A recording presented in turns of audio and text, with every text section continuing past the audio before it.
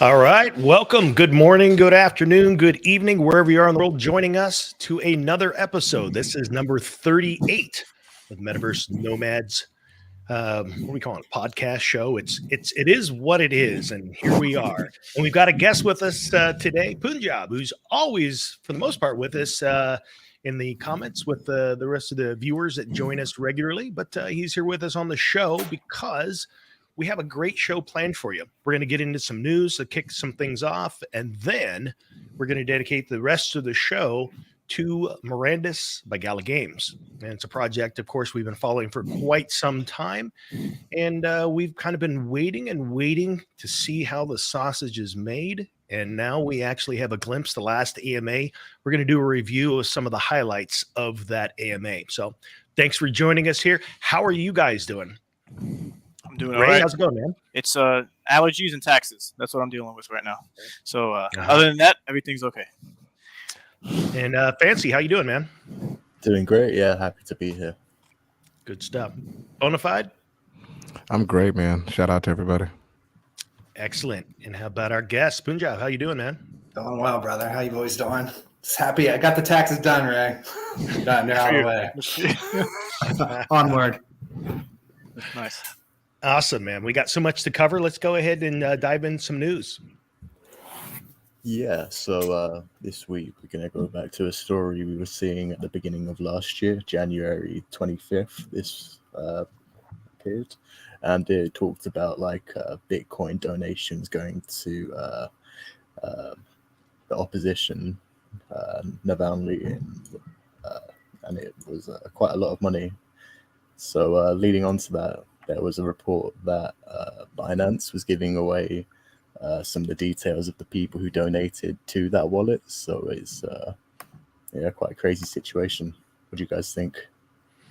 Yeah, that's actually a really big deal, and it's unfortunate. And I'm curious what the backlash is going to be for Binance, because it's not just a matter of information was shared in Russia. You're lucky if incarceration is what ends up happening, as it is right now. If people are posting things even about the war on social media, they can be imprisoned for up to 15 years. Imagine what can happen to you if you're contributing to Putin's opposition. So yeah, that's a pretty big deal. Yeah, it just amazes me how give it some time and all this new information comes out. At first, sometimes things seem like it's great for a good cause, and everyone's trying to do something different, and then it just changes over time, and you realize okay, well, if you took part in this, then you can't do X, Y, Z, or if now you should have thought twice about doing it initially and just waiting it out some. Just it's funny how things work like that.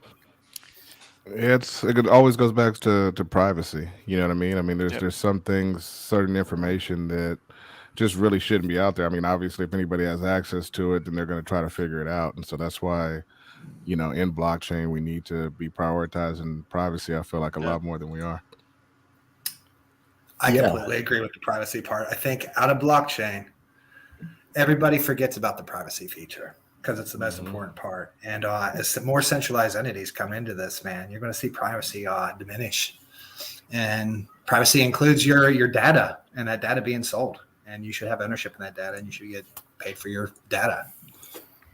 You got a good point there, Punjab. I mean, it's the powers that be, the corporations and whatnot are always going to want to have more information, not less. So as they come into the space, they're going to be pushing for more transparency, which by invading our privacy, not transparency in a legitimate way, but transparency as far as trying to see into your pocket and see what you're doing.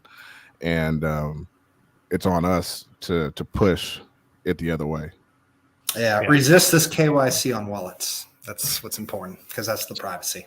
It's another big reason why I'm certainly not behind the idea of Facebook, now Meta, their entry into the metaverse, because they are the biggest holder of human behavior data on the planet. I used to do presentations on how much data, and I used to use Central Park as an example, and would show how much of Central Park it would actually take to accommodate Facebook's data centers collectively. A lot of people don't know they're right now in the process of building the world's largest AI supercomputer to be able to, use it for things such as behavior, so that they can use it to police what it is that they're building, so that they can actually use AI to monitor for hate speech and all these different types of things. But if you're going to leave that to AI, there's a lot of things that can go wrong, and who has control and access to that information. So yeah, privacy is a big deal for everything that's being built going forward. Yeah, and we saw more donations to Ukraine at the beginning of the war. So that was a similar type of thing that if this story happened a year ago, what are they doing around now? Interesting stuff. Yeah, I Right. guess I don't mind if I hop in here on the Binance topic and share that although this is Axie Infinity related things, but for over 86 accounts were recognized that had funds created or transferred from the total that was hacked from the bridge on the Ronin chain, and totaling 5.8 million. It's been recovered. And that's going to be given back to the Sky Mavis team on top of the 150 that was raised by Sky Mavis from Binance. So again, your accounts, everyone's being tracked, whether you're a centralized exchange, a traditional exchange, a government, like it's all going in and out of somewhere, and it's all being able to be viewed. So yeah, just act accordingly. Best way. It's funny because the future unrolls, man, and they get better at tracking this stuff. Who are they going to find being like malicious from years ago, right? And then catching up with you. So anything you're doing on the chains, be responsible and Right. don't steal. Don't steal. Well, it's just like what happened with the internet. You know what I mean? I mean, people were saying stuff on Twitter 10 years ago, and now we've seen them get in trouble for that kind of stuff 10 years later. You know what I mean? So Yeah, it's going to be the same thing. Whatever you're doing with your wallet, just know that 10 years Can't from now, delete the people are going to ledger, be able to. People are going to be able to see. So. I was listening to a Lex Friedman podcast the other day, and he was interviewing for like 3.5 hours. I forget the guy's name, but he was like at one point, the world's most wanted cyber criminal. And this guy is sharing his story going all the way back to the early 90s and forward into the 2000s, and all the different methods and all the different websites they had, and all the ways that they use social engineering for hacking, and just all this stuff. It was pretty enlightening. And I was just thinking to myself, man, if that is how organized cybercrime is, boy, is it going to be an interesting journey ahead. So definitely keep yourself safe. That sounds like a good one. That's actually in my queue. Yeah. And here's another story we saw this week. Coinbase is making a social marketplace for NFTs. What do you guys think about that? Yeah, I thought it was pretty interesting. That I don't think anyone knew what exactly it entailed and how it was going to look. But they did have a beta version apparently, but it's the equivalent of Instagram, where you can scroll on your left-hand side and see the price, and it'll take you to OpenSea. I thought it was pretty cool, where it's just more of a social platform than an OpenSea equivalent, but it kind of has both, more so leaning on the social media side, where you can you can make comments. If you scroll down, there's like a photo of just a comment section of what someone can do. So a person's profile, you'll see their name, similar, just like Instagram. And then it lists their NFTs on their profile via their wallet address. And then you could scroll down again on that article, and it would show past the next one. Yeah, right there. So you got the comment section. So yeah, all different NFTs are listed there, and it's pretty interesting. It's a pretty good idea. I didn't take the time to go on to Coinbase to see it, but I saw the conversations going on Twitter, and that social aspect to NFTs, they're going in the right direction with it. I just won't be doing it on such a centralized platform, obviously. Right. But it's a great idea. This is a great tool to bring in. People are going to love it. Yeah, people are going to love it. It's going to be a great onboarding tool, like you say, Punjab. No, but remember, not your keys, not your NFTs. In a major way, yes. That's right. Got to know it. Yeah, speaking of NFTs, I for the first time in a long time, since I'm writing some course content for the Metaverse, and I spent some time just cruising around Decentraland, and it's amazing to see how much it's grown and how many different things people have built in there since the last time that I was just kind of cruising through, and just the way that people are using art galleries and displaying their NFTs is pretty cool. Yeah. Yeah, the space is going to keep growing. You're going to see major updates at some point along the line of the next year. Even just since you last been in there, you said you saw some major improvements. And Well, similar. yeah, Oh, sorry. Go ahead. no, I was just saying it's just going to be a matter of time where all of these, no matter which one you choose, are going to be up to some par of your expectations, which allows you to like spend more time in it. Mm-hmm. Yeah. I was just remembering because you brought up how Coinbase is kind of like Instagram, and in the background, we haven't been covering it because it hasn't really been a big news thing. It's just something that's gradually happening. Is Twitter's building out functionality for NFTs? So, a while ago, you were able to basically link your wallet with Twitter so that you could basically prove that a particular NFT is yours.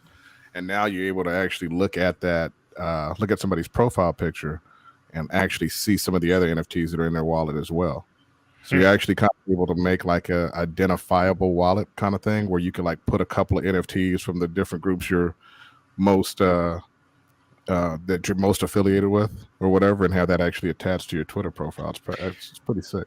So I wonder if they will develop that further, and then all of a sudden NFTs in your wallet become like a single sign-on type of event. Because like right now you can do verification through Grape and other things within Discord.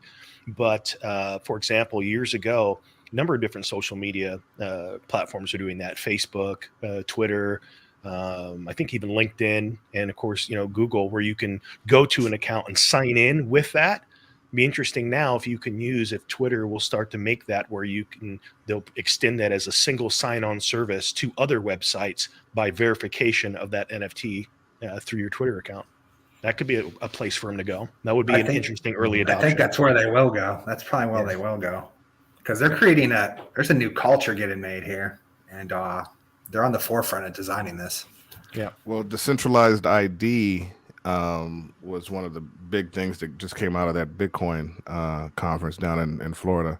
So, I mean, you got that coming along as well. So these things are all going to end up tying together here. It's just going to be interesting to see how they tie together. We all got to be careful to make sure we don't support anything that's going to tie things together in a way that's dangerous for us, Amen. Right. Yeah. So that was it for Metaverse news. Ray, do you want to talk a bit about the interview we have lined up for after this? Yeah, so we'll have go into Mirandus. For sure. Yeah, there's the Nifty Island co-founder, Charles. He was on with us in the week, and we did a pre-recording. So that's going to be a separate stream. That's going to be after this show that we have here, and stay tuned for that. And I guess the beginning from what was recorded, just like the introduction, was a little cut off. So that's okay because it had nothing to do with what Charles was talking about. And we just hope you enjoy, and it'll be posted up, and you guys could enjoy that. And it's going to be just an interview with Fancy, Charles, and I. So, yep, stay tuned for that after this show. Awesome. So we ready to jump in?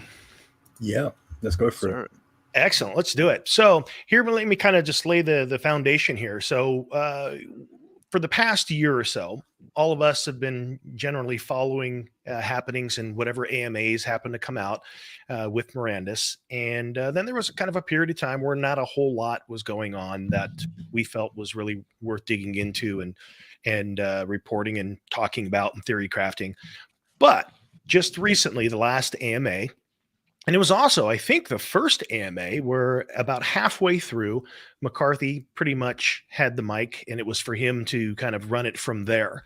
And interestingly enough, of the content that we have, which is about 30 points that we're going to be going over, it's about 40 minutes summed up in the entire AMA that I've broken up into small videos as talking points for us here that are on the show itself. And of course, comments from those that are viewers. We'd love to hear from you guys and your thoughts as well.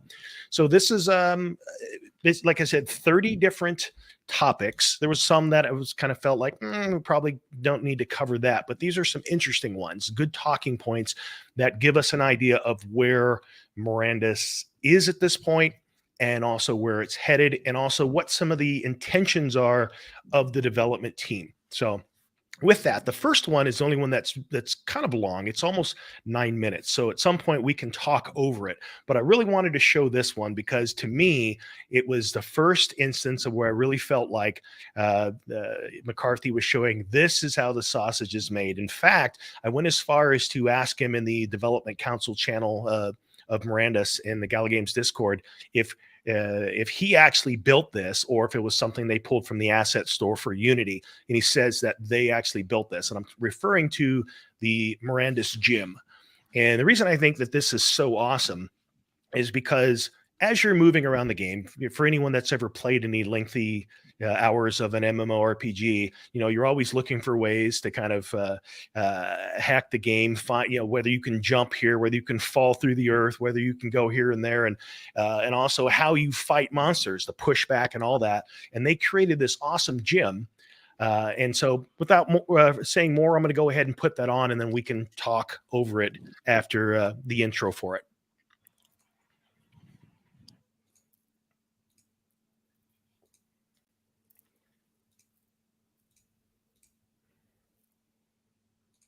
Movement of the avatar in the world.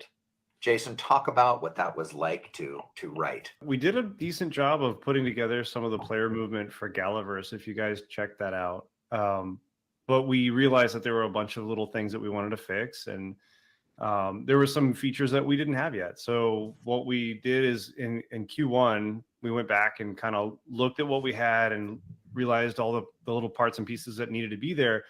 For example, like, everybody loves to billy goat up walls that you're not supposed to be able to get up, and we're not going to tolerate that. So we're going to make it harder for you. Welcome to the gym. This is awesome. Yeah. So this is the McCarthy built this. This is McCarthy. He did it in all like an hour. He put together the whole movement gym, and yeah, it was kind of awesome because it was like, all right, we need a place that we can test everything. And we need to be able to show the metrics for, don't fall off the back because there's no collider. But yeah, like, here's a ledge and you can walk around on the ledge and see how much of the space supports you and what happens when you go too close to the edge. Oh, hey, you fall off, right? So we can now dial in exactly how much of a ledge we need in different parts of the world. And then we're like, okay, we need to have climbing angles that prevent you from going up some areas, but allow you to go up others. And when you go to a red area in this particular configuration, that's a 50-degree slope, right? So when you get to a 50-degree slope, you can't climb up anymore. Then you're not allowed to jump because most games let you billy goat up by climbing a little bit and jumping a little bit, and you try and get up, and now you slide back down. So the whole game is going to know if we put these kind of walls up or we put these kind of slopes up, you're not going to be able to climb over these areas. Of course, I mean, you guys are gamers. You're going to find a way. That's the point, right? Give you a chance. But we're going to try and contain you, so you don't fall off like you did off the castle from the Galaverse demo.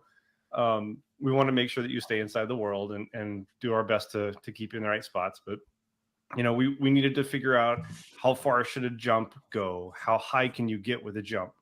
And then we actually tuned that a little bit further. Once we started playing some games that had great jump feel, we were like, well, how do we get great jump feel? Because in a first-person game, sometimes there's places where you want to be able to jump. And being able to do like a jumping puzzle, we've got these boxes that are spaced out just the right way. And what we realize is that, a lot of games, they give you more explicit control over the jump. And so when you hold down the jump key, you can actually hold it longer and jump higher. And when you let go, you come down a little bit faster. So we change the gravity just a little bit. And what that does is it makes it feel better, and you can stick the landing where you want it, right? So as you start playing around with it, you start feeling that this is more like, it's got the good controls from a jumping game, right? A typical platformer gives you that kind of control. First-person shooters, a lot of times they don't, because it's not a big part of the game. But if we're going to give it to you, we're going to give you everything. So we started adding all the cool features in and started trying to figure out, like, how much space do we need to give you between trees? How big are the doorways? How much space do we need to give you if you're a halfling versus an elf or something like that? So we were just blocking it all out to see what happens. And this is kind of where we ended up. One of the most fascinating ones is just like holes. Yeah, this was a tricky one because it was like, so it's great when you're running over a bunch of holes, but what holes are you allowed to jump over, or which ones are you allowed to run over, and what should it feel like when you go over them? And so we had to tune and tweak this quite a bit to get to a point where it felt like, yeah, you can kind of make it. It's like moguls in motocross, right? You hit the first two pretty well, and then you fall through the middle one, and there you are, right? So you can kind of get a sense for what we were up to. Hey McCarthy, you want to run the other direction, or are you going to check out the trees? So we've actually got a couple of new features that weren't in there before. We added knockbacks, and in order to handle knockbacks correctly, that's the strongest one right there. Whether you get hit by a these little golem bumpers will throw you back like troll. you just got hit by a massive troll, for example. Not that a massive troll would knock you back, maybe. But as you go down the list, there's weaker and weaker ones, so that maybe a guy with a little puny knockback could knock you back a little bit. But when you're being knocked back, at least the way we have it right now, you can't do anything, and that's the whole point. We need to put that into the player controller so that you're actually kind of in an incapacitated state while you're being flung backwards. And then we had to add some guys running around the track so you could see how fast they move and how fast should you move. This was very interesting, I thought, Jace. I was glad this made it in the gym. It's kind of cool. Oh, the separation forces, yeah. So one of the things that's really kind of tricky about an MMO, especially when you have hundreds of players, is that you don't want people to be actually colliding with you, but you want them to feel solid. And one of the difficult things for an MMO to do that is that you don't want to let players be able to just kind of like completely body block you out of a doorway of a bank so you can't get your money out or something. Similarly, that just makes it unfair for players to kind of like control the space, but you do want them to feel like they have some solidity to them. So what we do is we have this thing called a separation force, and based on how fast you're moving, the force affects you more or less. So as you're kind of like, if you're in combat mode or if you're slow walk mode, it feels really solid, and things feel like they have real collision on them, and it kind of shoves you away. But whenever you're moving really fast, you can kind of just jot right through them. It gives you a little shove, but not too much. So yeah, we don't need to watch the whole thing. You can watch it within the show itself. But I wanted to show this because it is, to me, it's absolutely fascinating. Because if you played, for any game that you've played, this is a factor. And this is actually called a gym level in game development. So while they developed their own development processes for games, usually have to go through doing this to be able to understand how characters and everything, all of the different objects within the game itself are going to interact with each other. So this to me is like, now seeing stuff like this begins to make the development of Mirandus feel much more real than just some things pulled off the shelf and thrown into a zone for some of the past play tests. This right now is kind of like a transition point for me where it starts to grab my attention, because there's forward momentum with the development of the game rather than just talk for the most part. So what are you guys' thoughts? Did you guys like the gym? Yeah, I thought it was great. And to your point, yeah, it's revigorating my enthusiasm for the game and what it might look like in the future.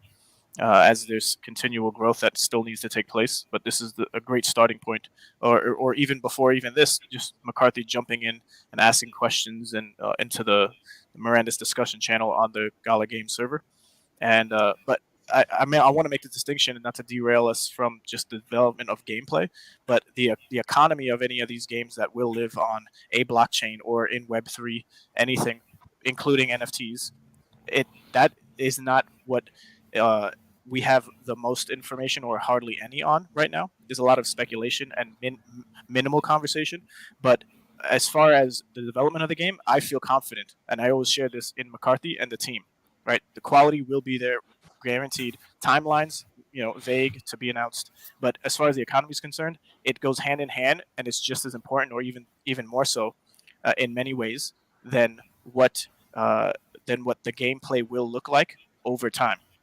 Because if the economy is not going to be the greatest, then making a fun game is first priority. I agree with that. It should be a fun game to play, whether you're making anything or contributing to the economy in any way. But there's just that fine line between economics and gameplay, and it's just good to see one of those two sides coming to the front light of the community and being shared in this way. So I loved how the first person is more like Mirror's Edge. I forget, it was a beautiful first person parkour type of game, rooftop parkour game, and I just like that part of the first person view. And then the third person is definitely a necessity for a lot of these types of games. So I look forward to seeing some of that in the future too. So, but I was telling you guys before we went live. I mean,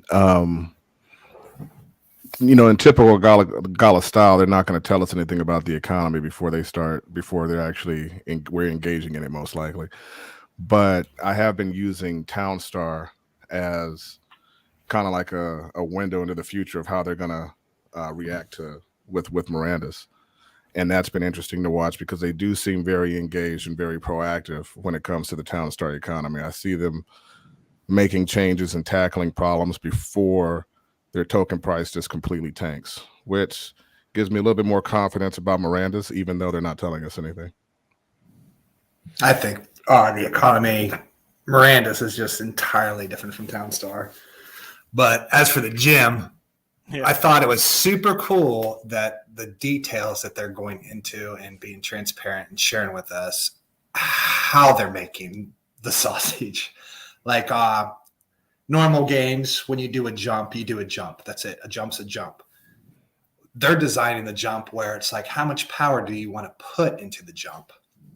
And controlling where you can go and what the jump can do and limiting you. I think walking through players is important, but not when they're blocking the doorway, or having some sort of force there, but where they can't block the doorway. So the in-depth and what they're thinking about and using this gym to like control all these ideas and feel out the situations that we can exploit. And I thought that was really cool that they share that and they're transparent with the whole design. It also lets you know where they're at on the design as well. Exactly. Yeah, I wasn't trying to say that the economies will be similar between Townstar and Mirandus. What I was saying is that a lot of these games that are out right now, you see their economies kind of start tanking, and a lot of times that token price will be at zero before they actually do something about it. And with Townstar, what we've seen is them being proactive, making changes, whether it's going to Gala Power well before. I mean, Townstar was still at $1 when they went to Gala Power, right? And then now they're jumping on the gym thing and saying, okay, we're going to figure out we're going to institute another lever that we can use to play with this economy. So you see them being very proactive as far as catching these problems before the economy completely collapses, which is something you're not seeing with a lot of the game ecosystems that are out there right now. Usually they just start kind of just slowly crash. I think part of the a lot of the games, like the play to earn game things, kind of weird. Like economies work with certain games, it's not going to work with other games. So like for Spider Tanks, for instance, there's no way to like have an economy in that game. That game is if you're going to earn out of that game, it's going to be in tournaments and prizes, right? Right. Townstar, I don't see how it's ever going to work unless you're spending the town. Like if you was using town to build these buildings, right? It cost you town, but I just don't know how they're going to work that. With an MMO, the economy is circular. It's not like there's no token.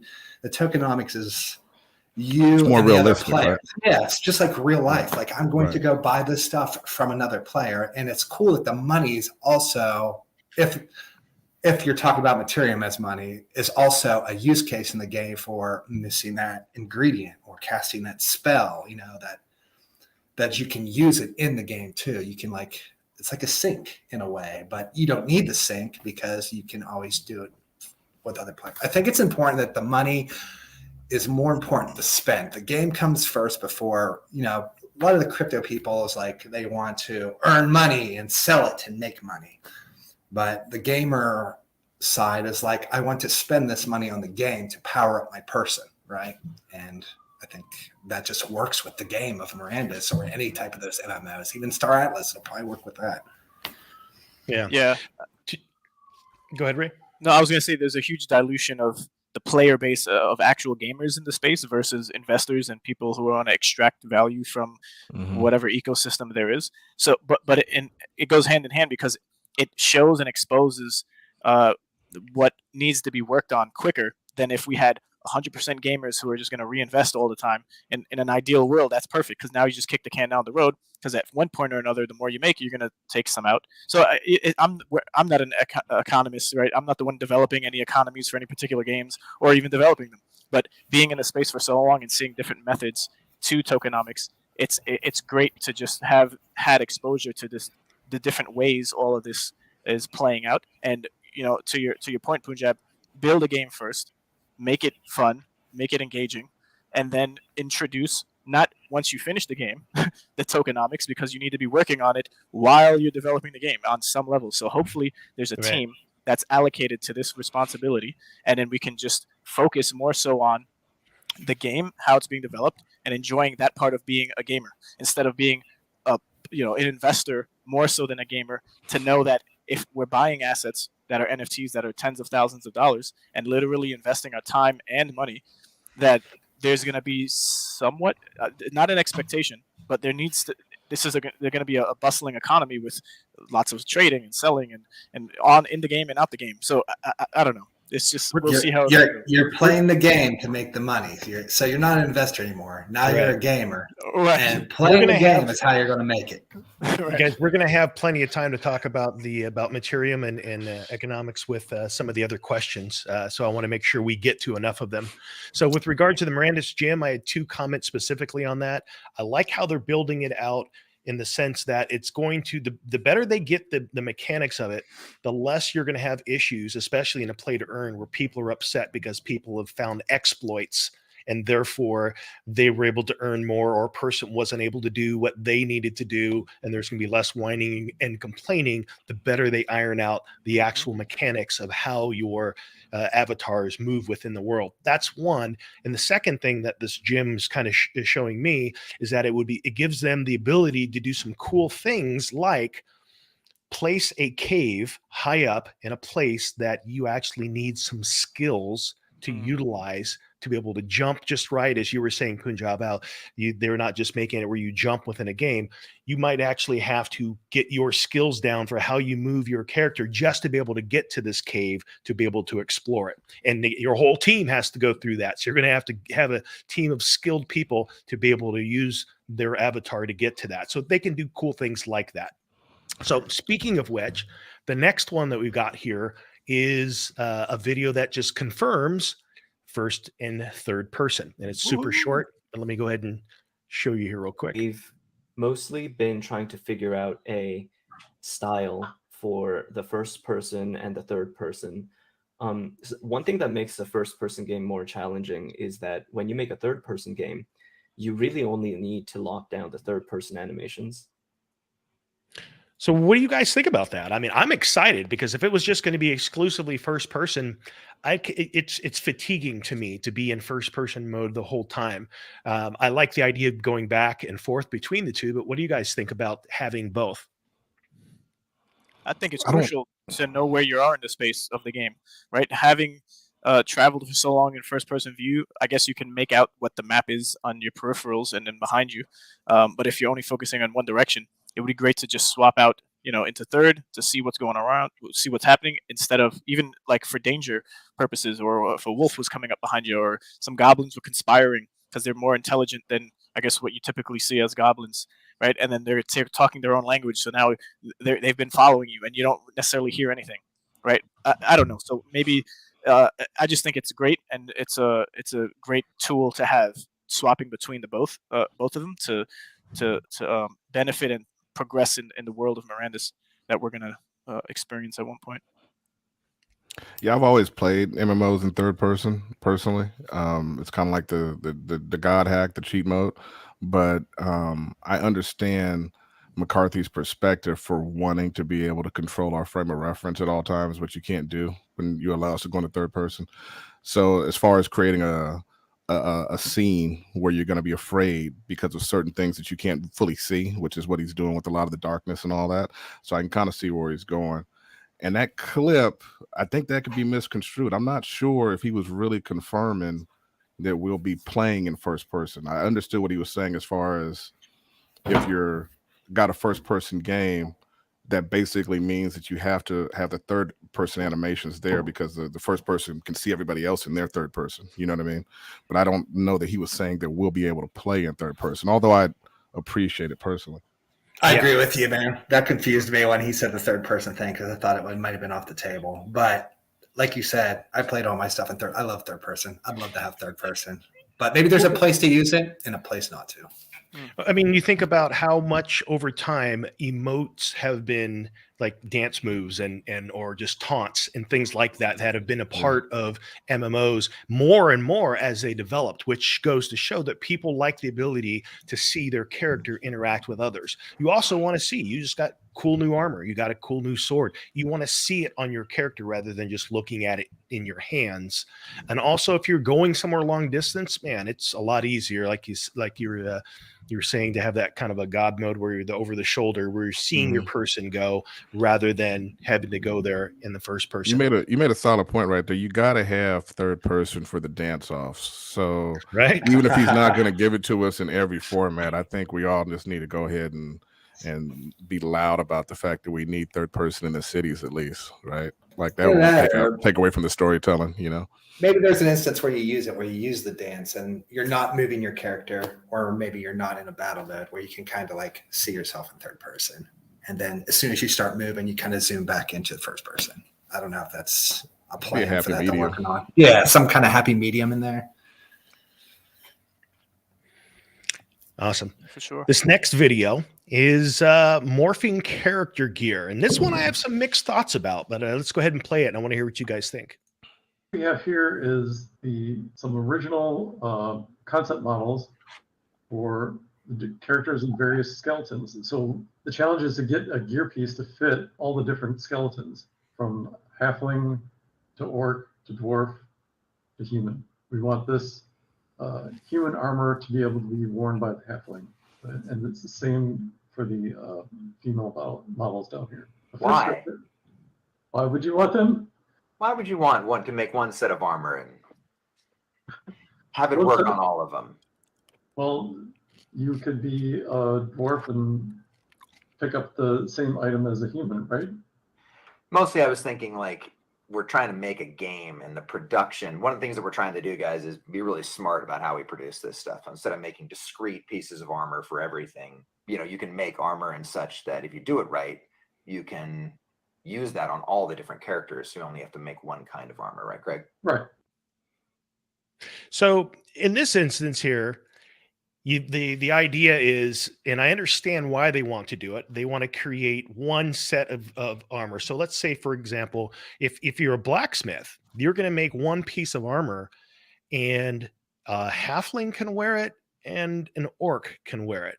And to me, that's a little bit strange. I understand why they want to do it, because they don't want to diversify so much and have like armor for for males and armor for females and armor for, you know, halflings. But as a simulation, that takes away an element of realism. I almost could see value if that I'm an armor crafter. I can have an armor mat that is designed specifically for crafting a recipe specifically for elves or for orcs.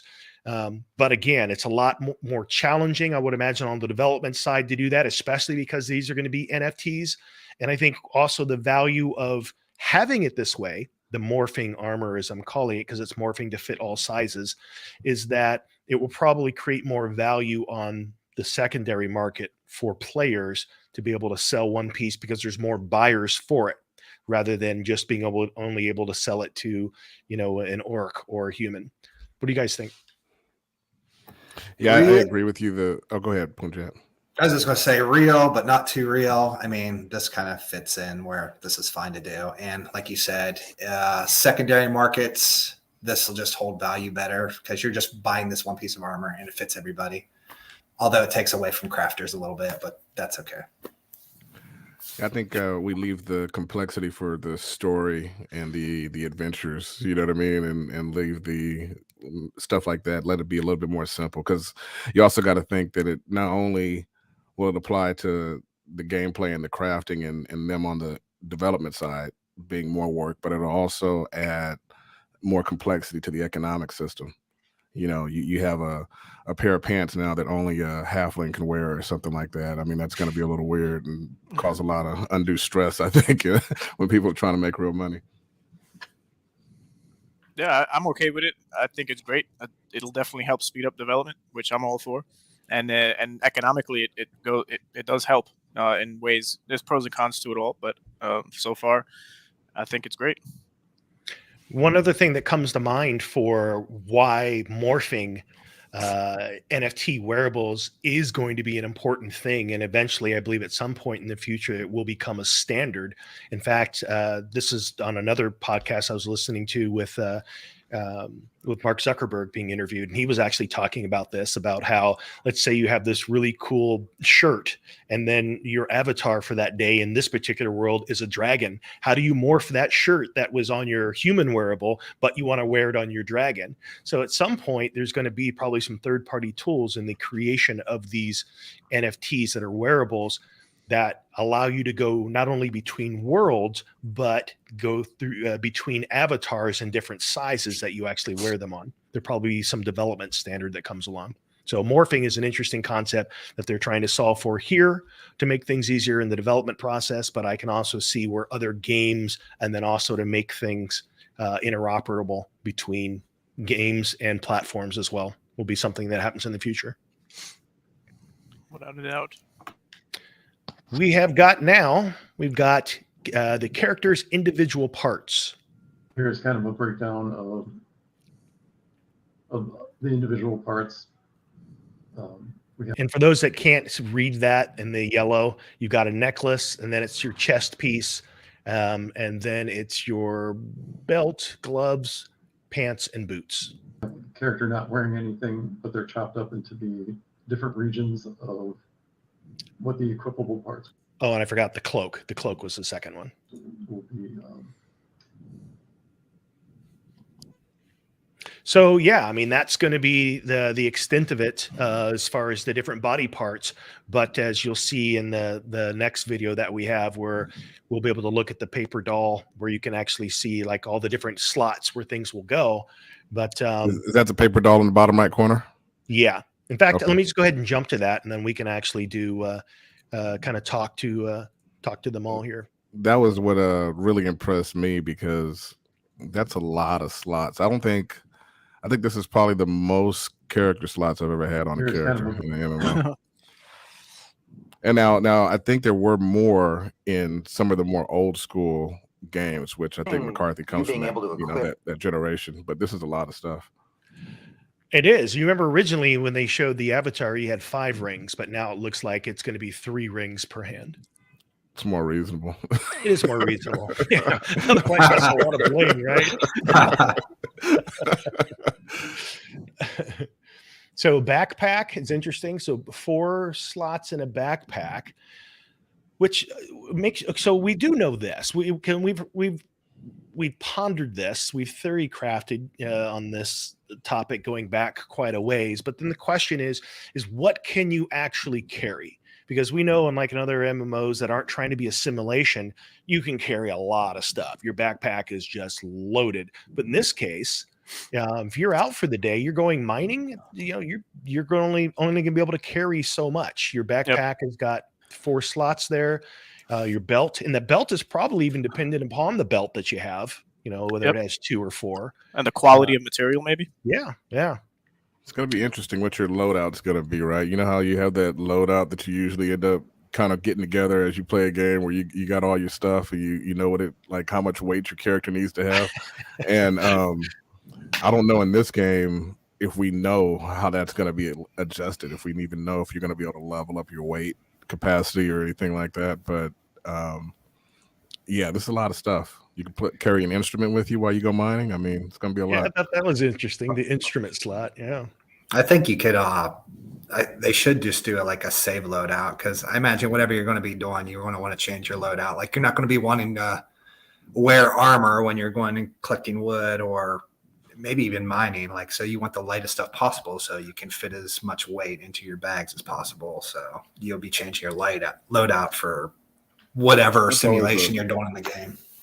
Those games that have that as a quality of life measure where you can just where you can save different loadouts is always super convenient. Yeah, it's just a quick change out and it's there. So you ain't gotta pick it, especially with this many slots. This is, I mean, you got an instrument, like Jesse said. It's crazy. You spend 10 minutes swapping your gear out. Yeah, dude, sure.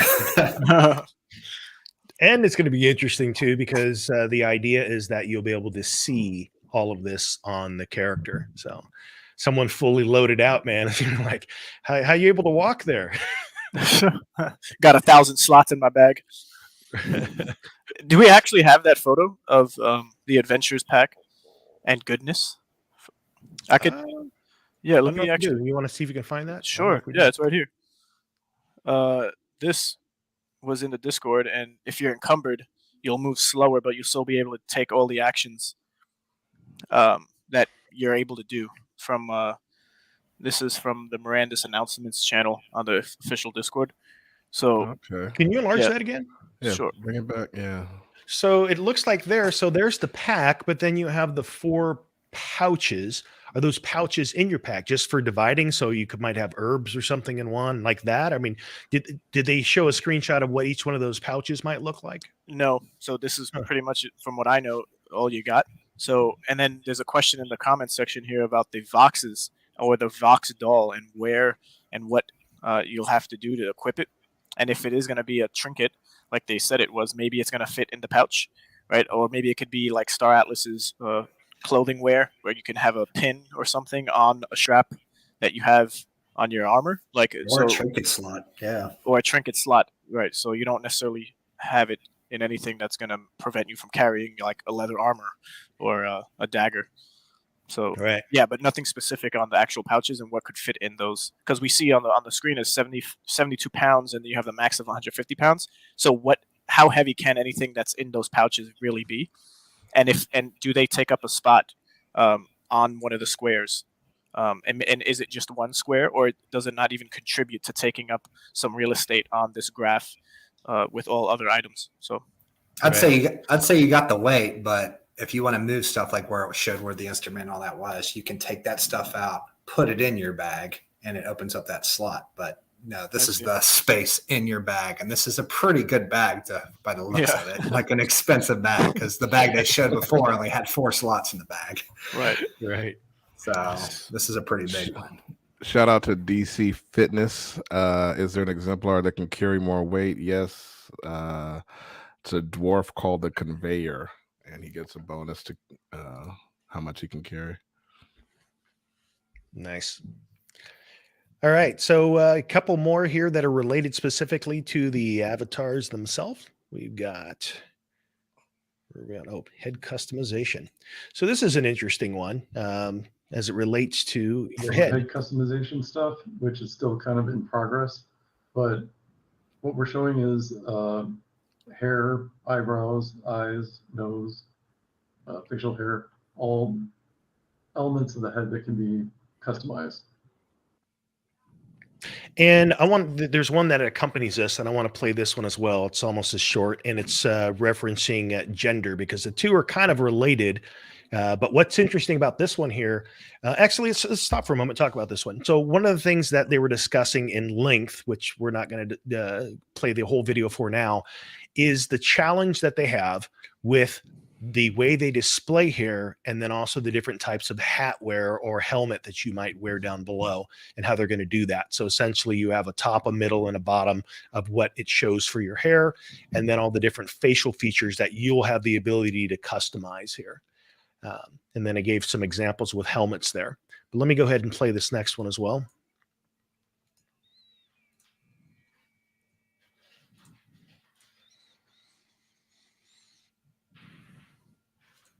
Gender, will exemplar gender be random?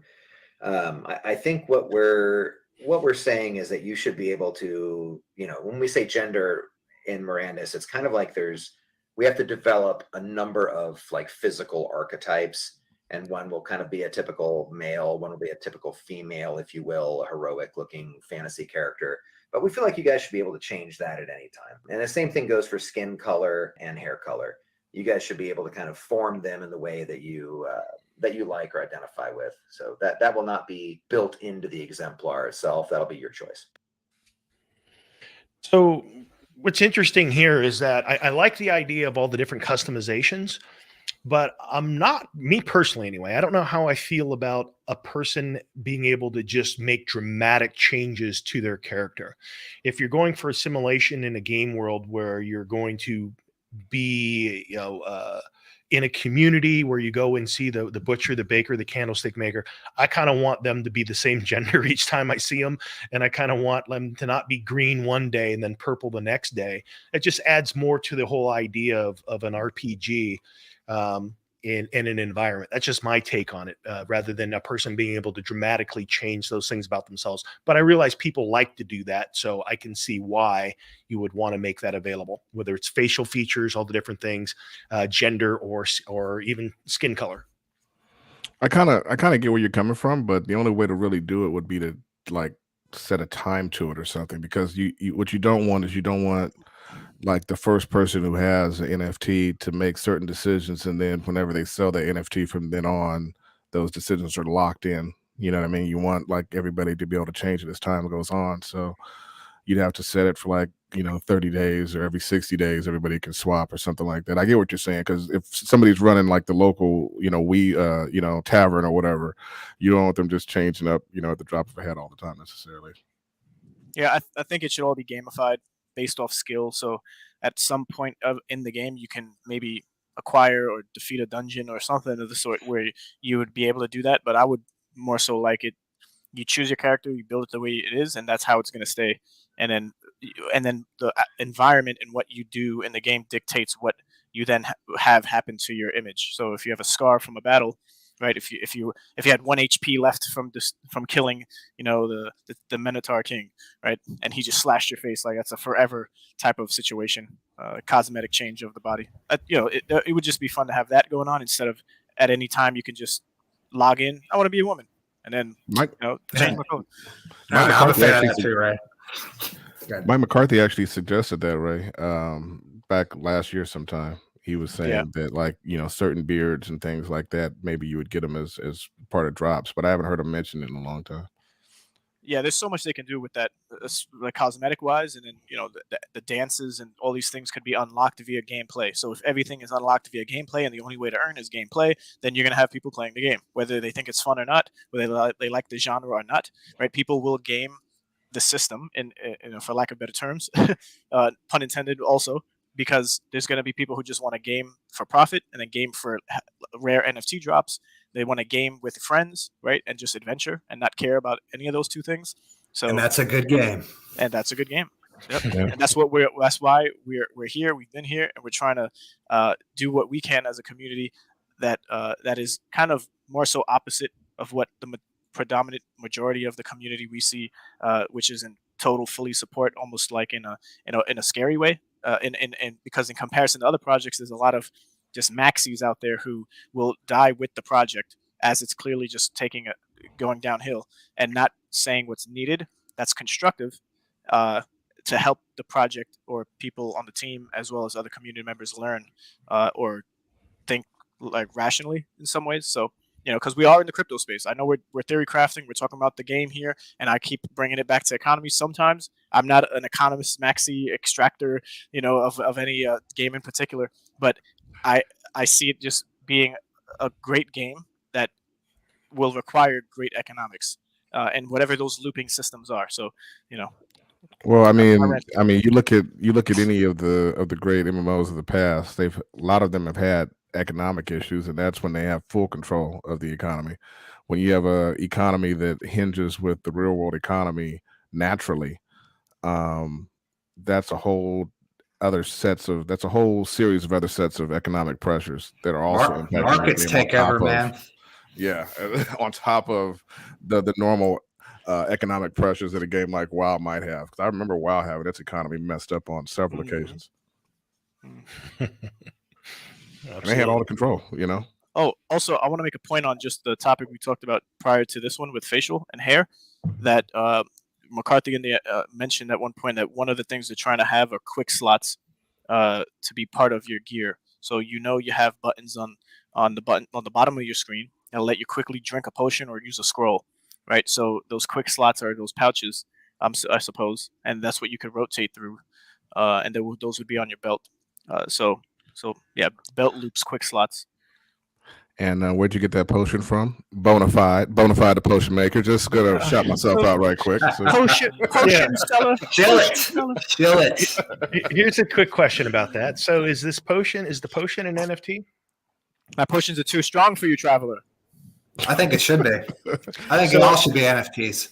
I think so too. I would love to have more stuff on chain, but then here comes a question: if the potion itself is an NFT, well, it's not.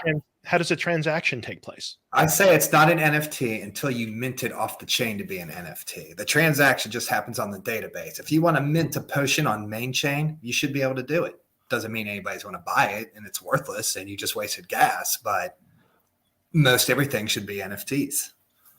So therefore, if you drink that potion, you're saying that the database at some point has to update. Like, how does that impact this NFT that sits in your wallet? Does it burn it? Well, when I talk about the NFTs, there's a difference between the NFT in your treasure chest, which is like one that you bought on the Gala store. Maybe that's something a little different that's like indestructible or something that can't be destroyed, or it's bound to you, right? It goes through your treasure chest. But I'm thinking like everything else in the game is just purely database, right? Unless you want it to be an NFT. So all these sword, like the iron sword, like it's just a database item. You can destroy it, you can melt it down, make the metal out of it to recycle it, or you can mint it off the chain and put it on the secondary markets. However that works. I'm not sure how that process works, but that's how it should work. Right. All right. Next we got here is one that we kind of already know, but it's interesting just to think about what else the world of Mirandus might include. By having an idea of the era. It's medieval times ish, 1400s, 1500, is that's kind of the time period. Although there is a massive secret rich backstory, which I will not share at this time. It's a classic medieval fantasy 1500. And then we kind of steal a little bit from either side. So to me, that's exciting. I mean, all the different things they can do with it, but also just hearing that there's going to be I can't wait for some of that rich storyline to be leaked a bit more. For sure. Amen. we can see them like busting out of the seams, just trying, we can see the enthusiasm the team has for wanting to get as much and as far as like storyline and development, like I believe the community is just as excited as the team, right? It definitely shows when and it comes through when they do these types of AMAs and how they talk and garner that enthusiasm through chat. So yeah, I'm just excited to see what those storylines are going to be, and little by little, there's a lot of projects that are doing similar things, whether through Medium posts, typewritten, or through video. So we'll see what path they take to share all this lore. I wonder if they hired writers. That's one thing they have going for them is they have McCarthy, who I kind of trust to tell a good story anyway. I mean, just you kind of see it in him. Like he's going to be great at this. He's into way, it, even if they, yeah, exactly. Whether they have, I mean, I'm sure they're going to hire professional writers, but McCarthy on his own, I think, is going to come up with some pretty amazing stuff. Someone here is suggesting that it might be some Name of the Wind inspired lore. That would be awesome. Quoth and his copper jets. Anyone here want a particular type of lore or a particular story with an exemplar or like a specific background or anything in particular that just you wish you would or would like to see? One of the things I would like to see, and they do talk about, and we'll get later to where they talk about zone size and potential number of zones. And of course, these things will be built out over time. And then, of course, there will be expansion and that sort of thing. But the thing I would like to see at some point is zones that are dedicated to the lore and look that way for each of the different types of avatars for the different exemplars. So in other words, land that was clearly of the different types of elves, or land that was clearly the orcs, or, the place where all the halflings, that's where they originated, that sort of thing. That would be a cool part of the world to experience. A weapon that has a magical lore to it, man. Sure. Yeah. And then, also definitely weapons for sure. But to your point, just and whatever battles and history that took place, I want to see that emulated in the land. So if there was some major wars in this plain, or these mountaintops, or even underground with doors, or whatever took place, I would want to experience and almost be taken back in time to that point once I get to that area. So that would be pretty cool, environment-wise. Not just you read a scroll and then this is what happened, but everything looks clean and it was tens of thousands of years ago. Hopefully, it's not that long ago of an event. Right, this is what happened. That's it. Good story, and then you'll find material. Right. All right. So this next one we got a couple more that relate specifically to your character itself, and this is kind of interesting. This is classes as an NFT. One thing that I don't think I touched on that we're playing with right now, and I like to run this stuff by you guys and get your feedback on it, but I kind of like the idea of even making class an NFT. What if you guys could own that you could even be certain classes, and there'd be many, many, many of the basic ones. What if there could be rare drops? If you kill the Lava King, there could be a rare drop of, the Archer of Fire or something. God, that's so kick-ass. So not only are you an archer imbued with all these other kind of powers, you get additional fire damage when you're out there. So kind of make even your class, put that in your guys' hands, let you own it, and kind of give you a fun way to experiment with other classes. It's always kind of tricky in games, but I think that's maybe kind of an interesting way to do it. We would have to ensure there's a time penalty there, or maybe a building or somewhere you'd have to go to announce that you are switching class. It couldn't be on the fly. That wouldn't work. If there was a way that you wanted to switch classes and classes could be collected and traded by you guys, I think that'd be really neat. Yeah. What do you guys think about this one? For me, I like the idea of classes as NFTs, but I think it can also go sideways if someone just wanted to full on cash out, but then a person can instantly buy a class. That's where classes kind of feel the progression of a class, or rare ones kind of feel earned a little bit. That's one side that I think about with classes. The other one is, I think that, like you said, you shouldn't be able to hot swap them. So perhaps there's a cost and maybe a quest, or maybe you got to go to this particular building, and it's not just it's an easy thing to do. Yeah, what do you think? Definitely agree. It shouldn't be as swappable as armor from one race to another. And then the ones that are the most difficult or rarest, the market, I'm thinking like maybe market prices for those will keep, I guess, some, because of scarcity and the difficulty of even getting it through skilled play, right? And then some you need to be with a team, right? So depending on how you have to get it and what level you have to be to even enter the dungeon to then get that drop if you win. But if you don't, you go to a cemetery and you lose half of your stuff. So I see it being fun, very, very much so, trying to acquire the rare ones. But what is it for the common or uncommons? Are they going to be just farmed to death and sold on the market for $5 or less because there's going to be so many people acquiring them through drops? Are we limited per wallet how many we can get, and if we get one, that's it for that one address, and then now you have to repair it? Does it disintegrate over time because of your battling? Is it always going to be there? Because we've had conversations of weapons degrading from usage, right? So is this the class, and I guess I'm just like brainstorming out here, but I think you're going to be buying them from the store, right? Right. Yeah. So it's just a skill that you equip to your character. This is what I want this character to be, and you put it on there. And they'll probably sell it out of the store, like your commons. They'll probably have rarities, but like that one he was talking about, the drop from a boss. It's like a class that only a few people have, and that's really cool. Right. Yeah. At first, I didn't like the idea to buy it. Yeah, unless you want to buy it. I didn't like the idea of monetizing skills, because I was thinking along the lines of class balance or character balancing and things like that, which is where my head normally goes. But then I realized that they're pretty anti-PvP outside of the arena or whatever they're going to do.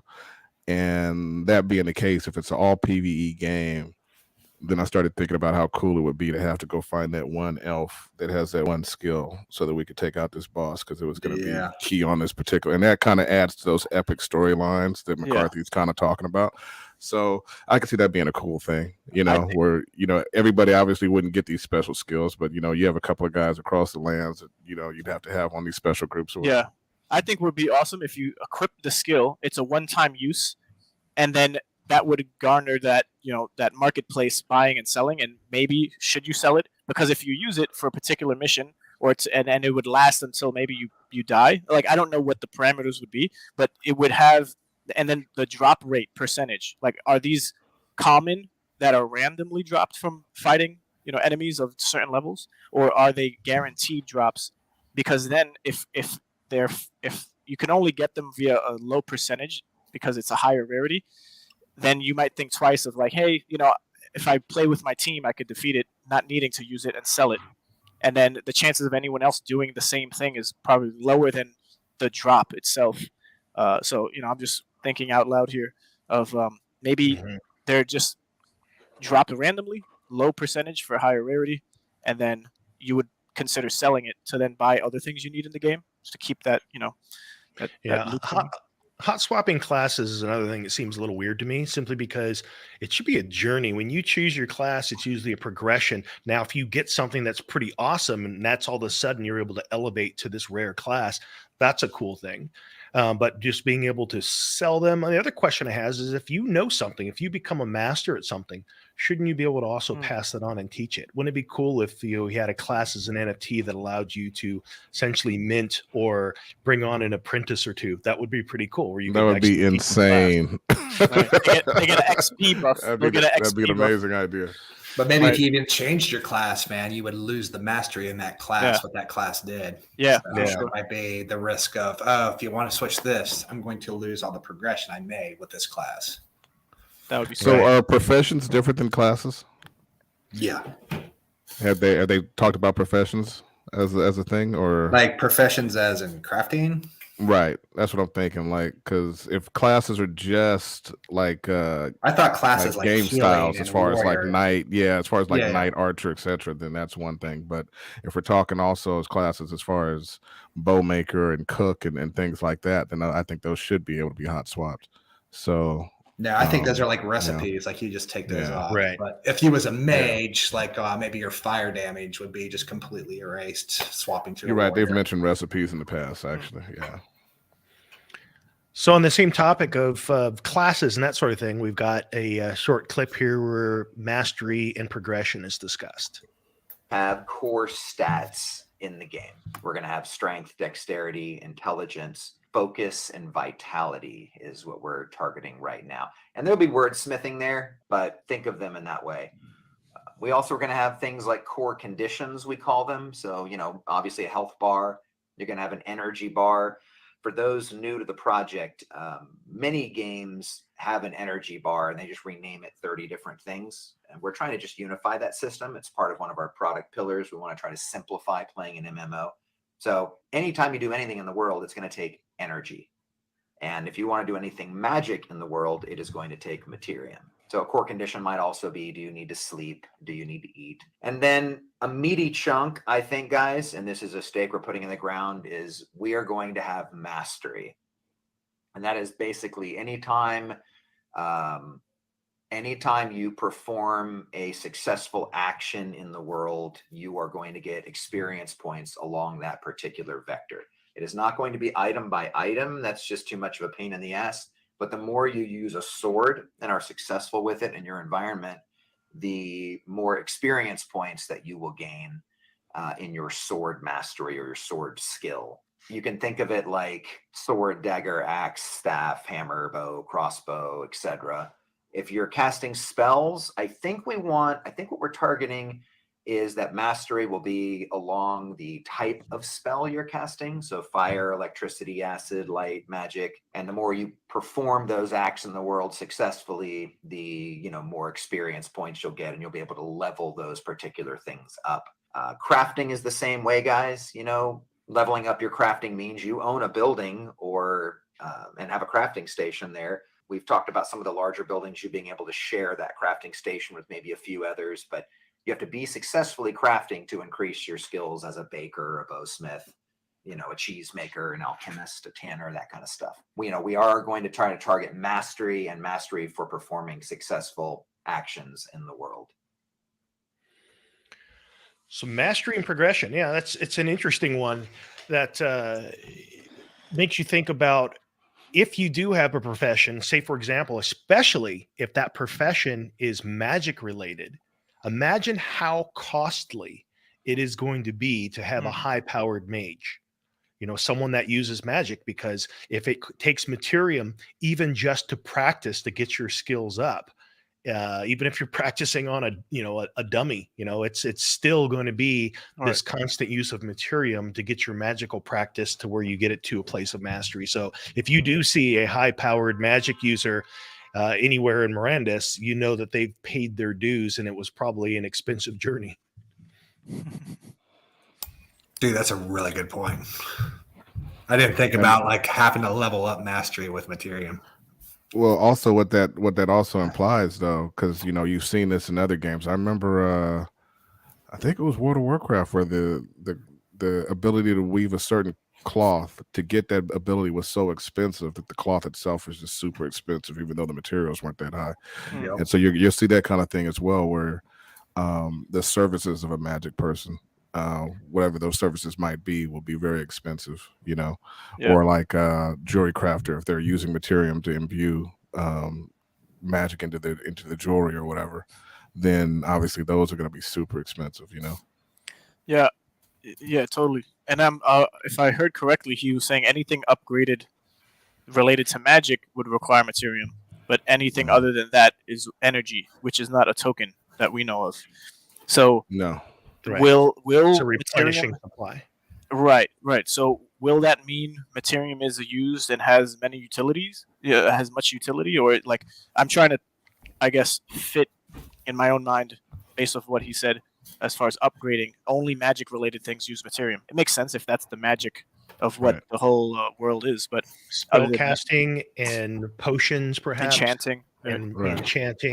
That's the missing ingredient. What she was talking about with the magic, dude. That's next. That might be what makes mages and all that stuff rare. Is because they get that mastery up for that. Cost you. It's going to cost you, and then to use it at that level, what's that going to cost? Exactly. So you might be right on being like, we got to get this guy, but he's going to be expensive. Right. I mean, you're going to get to the point where you're going to see like some monster out there and you'll be like, I don't know, is he going to drop something worth the cost of this spell? Yeah. It's like that. It's like that Chris Rock comedic bit where he's talking about the price of bullets. Like you're looking at the troll. You're like, I got the spell. I would take that troll out, but we're gonna hold on to this material today. Come back next week. Give me a second. Let me open up CoinGecko. Material is at $3. Yeah, I'll just hang out with the spell. Material is trading too high today. I'll catch you tomorrow, guys. Yeah, I'm logging in tomorrow. That's why it's rare. Damn. We wouldn't want that to happen, right? Where people have to check the price of before playing when it comes to anything materium related.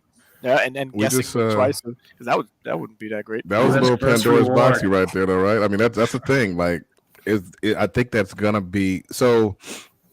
There's actually like.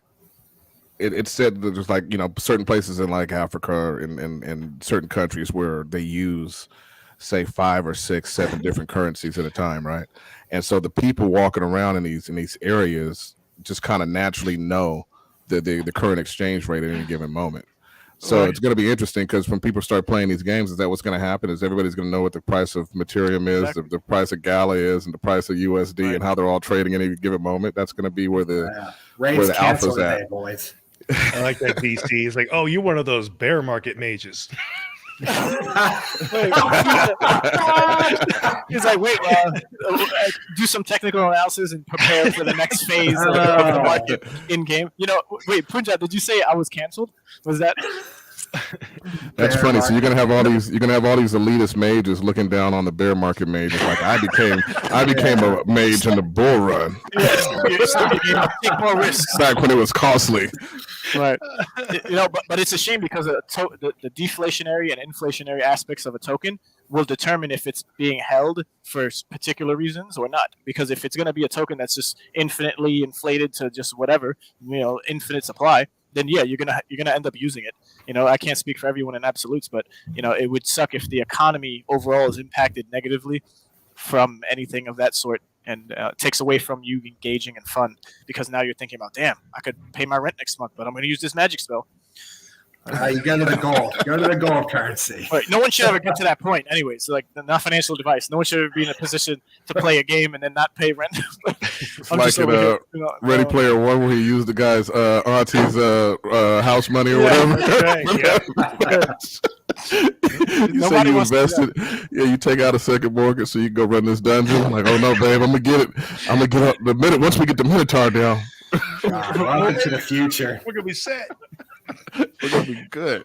Well, that also makes you wonder. So, if you have let's say you have an elf that is has casting abilities more tuned to magic, do you have a backup battle plan? I mean, are these gonna be like tank mages? Because most of the time, if they don't want to spend the money, they're actually going at it with a weapon. Yeah, it depends what weapon you level up. Backup. It sounds to me like there's no character level. It's all based on the mastery. So how good your character is how mastered you are with whatever weapon you're using. Or makes sense. So mage with a sword, maybe. I like that idea a lot because my favorite wizard of all time was Gandalf, right? And he was very much a materium user, if you think about it. Like he wasn't just throwing around spells willy nilly. He used them as much. He throw all kinds of spells if he needed to. But most of the time, he's hitting you with that stick. He's whipping out that sword. You know what I mean? He's hopping on a horse. He's not just casting spells for no reason. He got to move some of his material from his savings to his checking. Archers, buy me some time. All right. What if you sell your exemplar? What stays with your exemplar?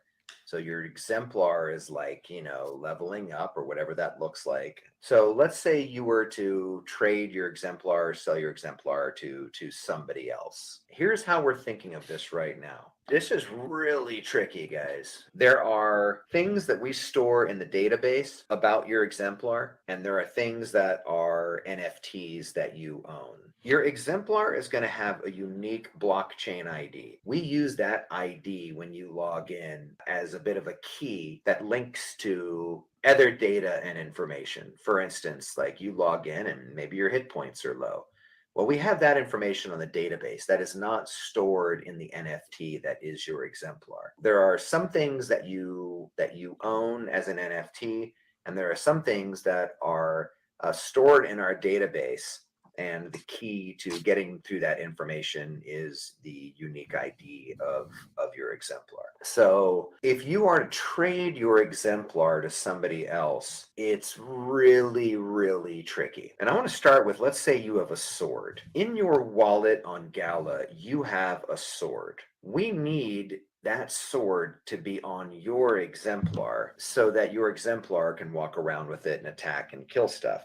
Your other exemplars cannot use that same sword because it's in the hand of this other guy. So what we're trying to say, I think what we want to say, guys, is that trading your exemplar means your exemplar, its core conditions, his health, his energy, the state of his food and sleep are stored on that exemplar. And probably most important is the mastery. So you are working to level up the mastery of your particular exemplar. Leveling up, an expert swordsman, an expert archer, an electric energy spellcaster of some kind.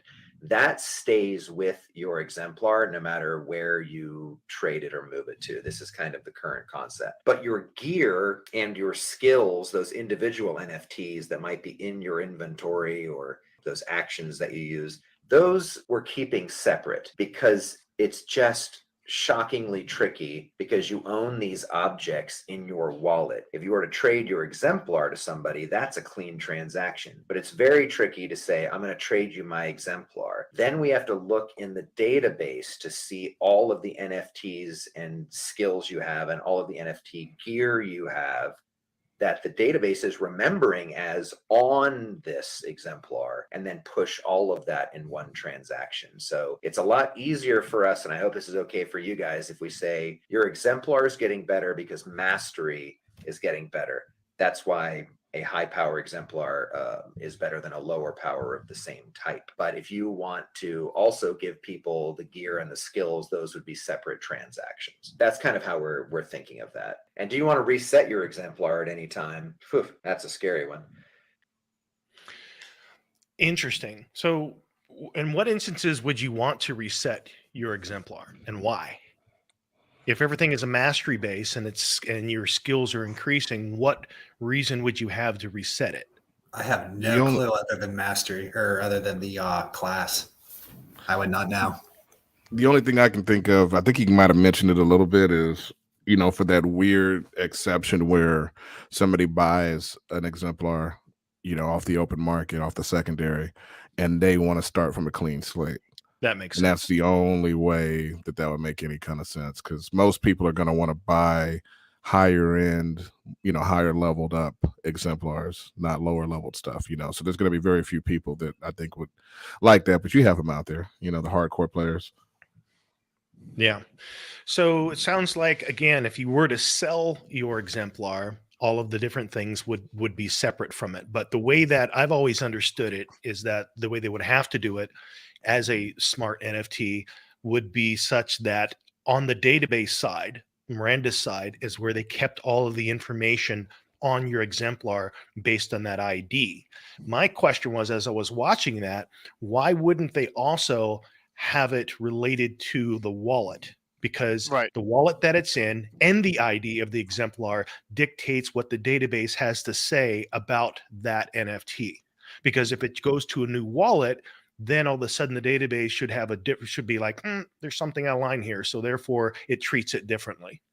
So I'm nodding my head vigorously because in DeFi Kingdoms, right, a game that expanded onto Avalanche subnet, but also originated on Harmony Network, does this exact thing where every hero, which is an NFT that is created or was from inception of the Gen 0 bunch, has an ID number. They have vitality, you know, dexterity, you know, all the ones that that are even more than what Mirandus will have as far as your abilities or attributes. And then they also have professions, so similar to just what we're talking about here. And whatever you do to upgrade that smart NFT, we can call it a smart NFT, but it's essentially the NFT just holds whatever progress was made on it. And then when you sell it, it carries over. And it's all related and held and recognized in your wallet address. So none of this is like rocket science. A lot of people who are coming into the fray of, you know, traditional world into NFTs, you could easily get and seem like it's overly complicated, but there's amazing things that developers can do with smart contracts that allow you to do, you know, almost think of it, and it's possible to some extent, depending on what it is. But this is 101 when it comes to NFTs or quote unquote smart NFTs, where they evolve and keep whatever stats and things you've done to it as far as level, if we're talking about just this game. And when you sell it, it's a simple transaction and it doesn't have to be complicated. So I don't know the background with development on smart contracts or, you know, Solidity or any of those things that the team has, but you know, hopefully that there's people out there who are just like, I guess, searching around to see what's already taken place that could help the team not make it so coming across through the screen something that is more complicated than it has to be. Again, I'm not a developer myself. This is not financial advice. I just have been around many projects, going through papers and the way they've developed the game that I'm currently playing, which would definitely help Mirandus along as far as development in that area. So something to pay attention to. Yeah, interesting. I mean, because there's a lot of different ways that it's going to play a role, even on the side of Mirandus when it comes to people that are just being complete knuckleheads. You've got someone that is just terrorizing people and making for horrible gameplay for everyone. So they have to take some disciplinary action. Is that disciplinary action against the wallet? Is it against that specific NFT and its ID number? What happens if that NFT is then sold? Like, can you end up buying things on the secondary market that are like taboo or banned or have some negative association within Mirandus? Yeah, we see this with other NFTs. You could talk about Axie, where if there's a banned Axie, it'll be shown on the marketplace, so no one's buying it and just like literally wasting their money and time.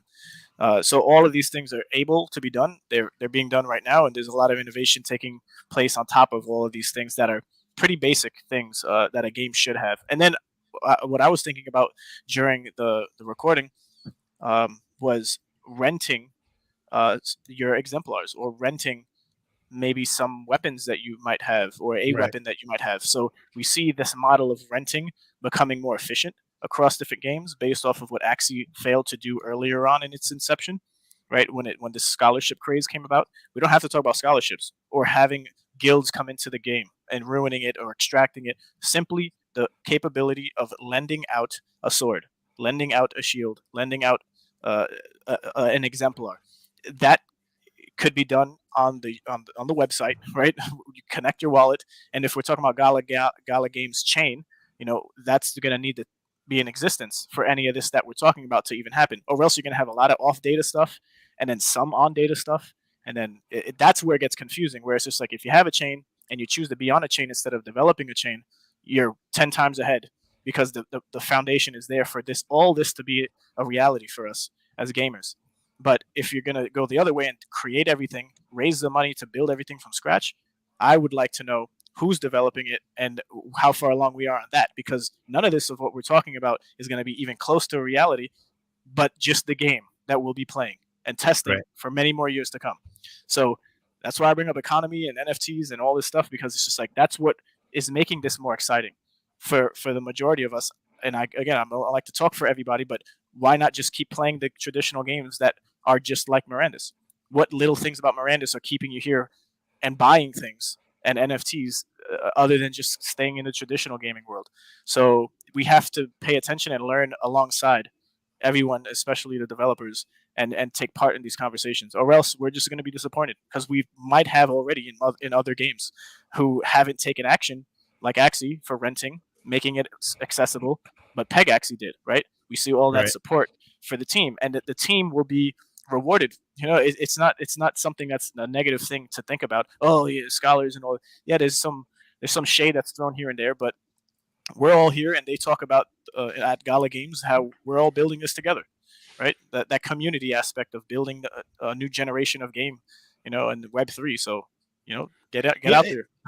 That would actually be a great AMA question. Like, what other projects are you looking at and learning from, so that you can kind of adopt some of what they've done, even if it just ends up being something that steered you in a direction?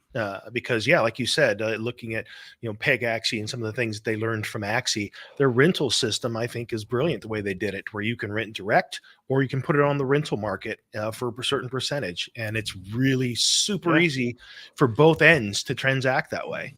So hopefully they implement something like that if they're going to have a rental system for gear, and especially for exemplars. Right, because if there's I'm sorry, I just need to get this out. If there's skills that are finite after defeating a rare boss, why would you want to sell it? Maybe you don't, but you want to rent it out. Somebody else would like to play with and experience those buffs, right? And adventure and show it off in a way, because they could afford to rent it from you. And if you can't get it rented, you're charging too much for it. It's simply that. And then the market could dictate what the actual value is for some of these things, and not just you have it and then need to sell it, because that's pretty basic things. So if you don't like the game, sell the NFT. Oh, if you get it, you can sell it. The option to sell is not enough anymore. The innovation taking place is far greater in the space than what we might know as individuals. So you could have your cake and eat it too in many cases when it comes to these games, but it's just the opportunities and that are given to us essentially is what's going to matter down the line for some people, and maybe not for others. I like that the question you were asking, Jesse, as far as what other projects are they learning from. Kind of goes along with this comment from the chat from iGuard. Let's hope Mirandus project can profit from, i.e., Spider Tank NFT leveling up, or copy AI concept from the Fuzzles and not have to invent everything from new. That's one of the bigger confidences I have in Gala, is because they're working on so many different projects at the same time.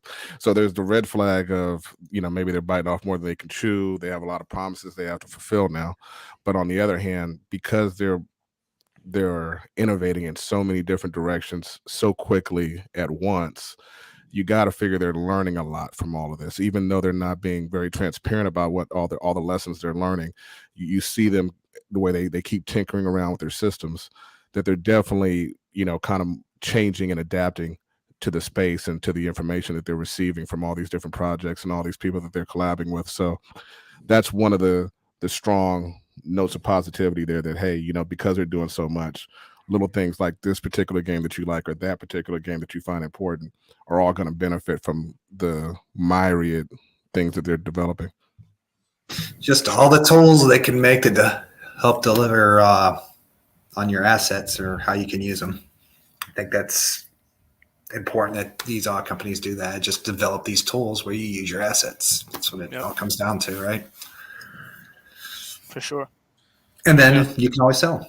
Yeah, exactly. In the suggestions channel in the Gala Games Discord, I see often a lot from big guild leaders, and then to the average person that I never met before or recognized the name of, and they're talking about some type of staking of the assets that people have already purchased, right? So, a soft staking of the deeds, or a soft staking of avatars for, minuscule amounts of Materium to get everyone going. Like things like this are coming up way more often than I ever seen before, because this is what everyone's learning about as they branch out into Web3, and everyone seems to be doing that. So it's not that Gala Games has to do it because everyone else is doing it. It's just that this is where a lot of attention is going. So it might be something to pay attention to. That's all I'm saying. Smarter smart contracts. There you go. Lots of change out there. Yeah. All right. Next up, we're making kind of a transition now. Up to this point, we've talked almost specifically about exemplars and the characters and mastery and classes. And now we're going to talk a bit about horses, and then a little bit of livestock, companions, and familiars. Wagons that can be pulled by horses for bulk transport. We had a lot of discussion about horses a couple weeks ago. I think I ran it by some of you guys here in Mirandus discussion. Let me just start by saying I think everyone is okay with horses dying. Like they have hit points and they can be killed. And here's kind of, and I'm going to wind my way to that question about kind of a pack mule kind of animal, because I don't know if we have the answer to that exactly, but we liked the idea that your stables and your hitching posts are the safe place to leave your horse. If you leave your horse out in the wild and just dismount, they're essentially vulnerable to monsters that are out in the wild. And if you leave it there, it's not necessarily safe. If you take it to a hitching post or a stable, that is a place to park it where you can guarantee it'll be there. So we love the idea of saddle bags. A horse not only is a bit of a motorcycle to get you faster around the world, but that there could be saddle bags and things of that nature to hold more when your inventory starts to get full. And for those new to Mirandus, guys, we do have a carry weight as a thing that you'll have to manage. So if you put too much in your pack, you will suffer an encumbrance, and that will force you to walk, we are thinking currently. So we like the idea of saddlebags and a way for you to like load stuff out of your inventory, into a pack animal or a horse. But we don't have a good answer yet to, 50 things are in my horse. These are NFTs, guys, right? Like you own this stuff, and then something kills my horse. What happens? And what we can say is that, they just sit there on the ground and you can come get them later. But you can imagine that world, right, where everyone just leaves them sitting there until later. Make it get kind of messy. We don't have good answers to what happens to your NFTs that are in your saddlebags. We need to answer that. But we kind of like the idea of a horse being able to be killed and stables and hitching posts and stuff being the safe place to drop them off. Interesting. Yeah. With horses, what do you guys think about the concept of horses dying? I think that it's an interesting mechanic if it's going to be built in. And if a horse is an NFT, what role will that play? And if they are going to die, does that mean also will horses age over time? And how, is that something? I mean, because they could do that. They could do that from the time a horse minted to the life expectancy of a horse. And the database side for Gala could keep that information. Does a horse get slower over time in its lifespan? Can it carry less? Is it, what does that look like? And also, how much can they carry? One other question I had about when I was listening to this here is that if you leave your horse somewhere in the wild and they could just wander off, or they're exposed to monsters and other things, what would happen? I mean, that says a lot about, okay, you want to take a horse to a mine or to a cave. You're not going to take the horse in the mine with you or into a dungeon. So do you not just take your horse and you go on foot because you don't want to leave it outside where it's exposed? Man, there's a lot here. He opened up the jar. Yeah, So horses need to die. I don't know about the old age thing. I think you get into a lot of the building use case of the stables and how important stables and hitching posts are going to be, because there hasn't been a lot of info on how the stables work. But imagine owning a stable and now you're selling stalls, and each stable only has so many stalls. So not everybody can own a horse and own it responsibly. Like, you wouldn't, if you're using your horse, you're not using it to ride to the mine unless somebody has a homestead next to it with a hitching post. So you're using the horse to transport or get to somewhere faster, but dismount, maybe you can dismount to kill something, but I don't know what happens to your horse if it runs off or if it wanders. But just riding it from place to place to get to places, I think, is going to be more specific for the horses than going out and adventuring with it. Wasn't there something leaning towards, was it Riders of the North or someone that actually had bonus to being able to even combat on a horse? No, it's Riders of the North had a buff to anything that had to do with horses. So we took that to mean basically riding the horses and breeding the horses. Like riding faster, or maybe breeding better horses. So it's vague too. It is vague. That's one of the more vague ones, actually, is the Riders of the North. But I think that persistence is a very dangerous thing when you're talking about NFT play to earn gaming. I think you got to be very careful with the number of things you introduce that are immortal. And I think it's better economically for most things to have a shelf life or a use life, where they get used so many times and they perish or they're burned or whatever. I think that's important. So I think he actually mentioned it in the AMA as well, as far as, you not wanting to have basically horse inflation. So there has to be a way to get rid of them. You know what I mean? Well, you can curb that with the stables and the hitching post, because there's only so many spots to put a horse. If all that stuff's full, or if you're not renting that spot, what are you going to do with your horse? They might die off from just goblins coming and hanging around, in the evening. Like, where would you put all these horses? So it brings up the question in my head of, like, it would be cool that you can live out the length of a horse's life as your partner, right? Take care of it. And then when it gets old, it slows down, no matter if there was any perks or things you can feed it to maybe speed up. I don't know if we're going there with magic, but if this is more of a simulation of, like, kind of real life, I don't know, like, maybe not, but that would be cool. But then for all these excess horses, right, the population of horses, how would that be handled? Because there's a commenter here saying that would be some good meat, which, if you had a bunch of horses, you could kill them, and that would help you. As medieval time. Right.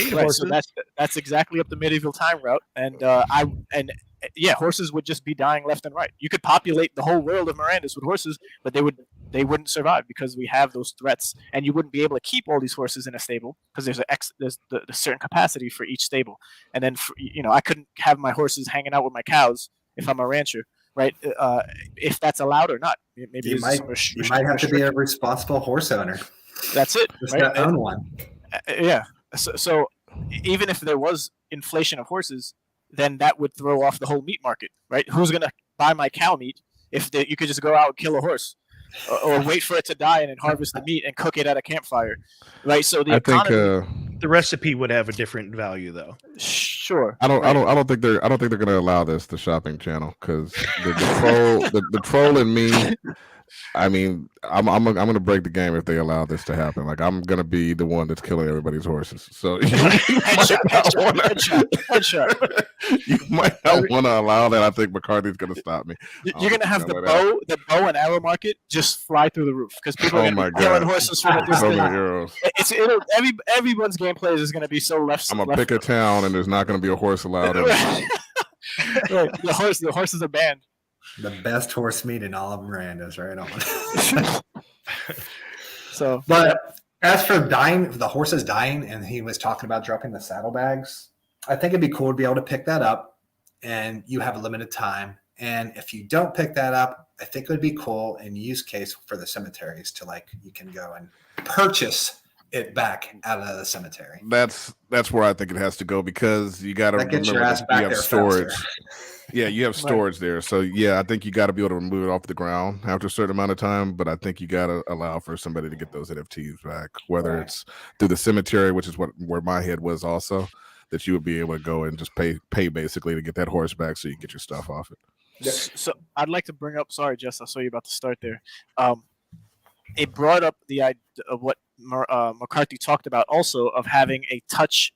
So every 3 days you'd have to log back in and move some type of storage material you have to keep your deed active and on that particular plot or your building rather. So if we have horses that are needing to be taken care of and you have these people who just don't log in for X amount of days, if that's going to be a reality, then those horses, what do? They just disappear? Do they die? Are they just they'd have to go to the cemetery too. Right. Is it auto death or does everything just roam free and then you could just, I don't know. I would say for building owners, as long as if you're renting a stall from a stable, as long as you are keeping up on the rent, your horse can stay in there for as long as whatever. But it's important that the building owner is also keeping up on the feed and all that stuff too. I think you just came up with a good mechanic there, Ray. So if you don't log on after a certain number of days, your horse roams free, and now your horse is just wandering around town, and you gotta go find it and dies. Yeah, there could be a time limit on all of these horses, and then they just auto die. Like these trees are just populating and dying, going through life cycles. So it could be similar, maybe just to horses, but then that wouldn't be fair to any other animal. I don't know. I'm not the brains. The horse breeders like it. But in that instance, you're talking about a horse that is an in-game item and not an NFT because it can't be on chain if you're doing it that way. Right. Okay. So, all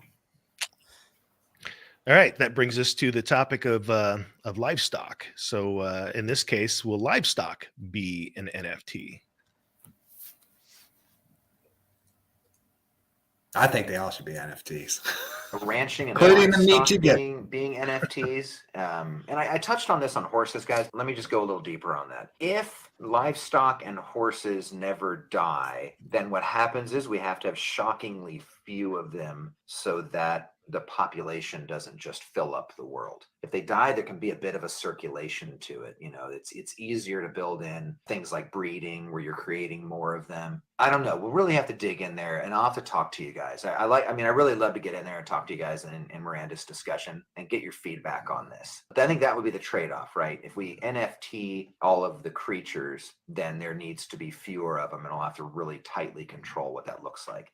If they can be killed or slaughtered, or there's something that's cycling them through the world, then we can go a little bit more fun and free on breeding because we know there'll be a drain to them out of the world. So it'll be something for us to talk about, I think. So I guess to that point where as long as there's something happening externally, other than people killing horses, maybe from goblins killing them if there's if you don't protect your horse. Yeah, but just like Pegaxi has, and even Crabata on Avalanche with crabs, pick the mammal or the animal, right? There's always certain types of horses that are bred more than other types of horses, or certain crabs that are bred more than other crabs. So now you have another sub economy of the game outside of Materium, if it's going to be used for breeding at all. Right, and if not, then what do you use for breeding? You just need a male horse and a female horse, and it's not on chain, and you just do your thing. And so my brain just entertains these ideas of, will we have an imbalance which will have to be fixed, which takes away attention from the continual development of the game, because now you have to fix all these sub economies in the game if it's related to any actual token that's tradable on the market. If it's but even if it isn't, it'll throw things off. So that's just the thing to consider. I think that's destiny. I think that's destined to happen, right? I think just like pick your game at launch, like that had PvP in it. How many updates they're doing updates every week, every 2 weeks, every month for the first year or two, right? Because they're having to constantly tweak and rebalance things. So you figure with a real world economy, I think we're going to have a whole lot of updates the first 6 months, the first year, and there's going to be a whole lot of this is going to die a lot faster, this is going to live a lot longer, this is going to be more expensive. This is going to be more threatening and more dangerous. It's going to be a whole lot of that. Yep. I'm curious with using blockchain as a game developer, if you can cut down, like he's talking about, overinflating with livestock. So maybe you guys can help, but where you would use the blockchain count. So say there's 500 cows, right? And you want to cap it at 500 cows. So the blockchain recognizes and sees that there's 500 cows, at least on the Gary chain or Gala chain, whatever, that it's on the ledger that there's 500 cows in the database. And then can the game implement when breeding happens, you keep failing on breeding because you know what the cap is until they're slaughtered for meat, and then it brings on more. I mean, can you use the blockchain count to kind of hedge that inflation? I don't know if that's a thing. I think you could, but I think that would be. I don't think you would want to do it so strictly, because you have to adjust for different factors. 500 cows is plenty for a certain amount of players, but as a player base grows, the need for more cows grows. So you would have to have everything. These are all levers. Yeah. And a game master. Yeah, a game master sits back and just works the levers, which is what I was talking about, like with Townstar when they added in the gym. That's another lever. Now they're able to adjust this lever now, And so a weird glass ceiling to bump into within the game itself, though. Oh, sorry, you can't breed any more cows. You couldn't do that. It would just be a failed breed. There's a whitelist for breeding cows because there's at max capacity. Like wallet address X5B24 is next, and then as soon as the one cow dies, which I don't know, it's either killed or it dies, or you just it's a great idea or the beginning of something that could be entertained and built, and modified. Because, but yeah, if there's a certain cap, and it always brings me back to games that I'm comparing other games to. So DeFi Kingdoms, for example, all items in the game, the gold, the fish that you get from, or the berries you get from foraging. There's a plethora of items in DeFi Kingdoms, and they're all on-chain items that are sellable and tradable. So as the game came out and you were able to get more of some item than the other, the market would, price it accordingly depending on who had more of it, and what price it is at the time. But the game is not, the development of the game will happen, right? But the economy of DeFi Kingdoms, I just see as, because all of these things are doable as they're being done currently, right? Everything's being worked on as we go along, but it's already a thing that I'm enjoying in this game called DeFi Kingdoms. But it's just a 8-bit pixelated type of 2D, which PvP and PvE is still yet to come out. Right? It's not an open world 3D, which demands more attention and time in development. But I see how they've shined in the blockchain space on the side of what we're more concerned about when it comes to Mirandus. And I see how if they maybe just reach out to DeFi Kingdoms, right? And if Frisky Fox is the founder, and then the team is great.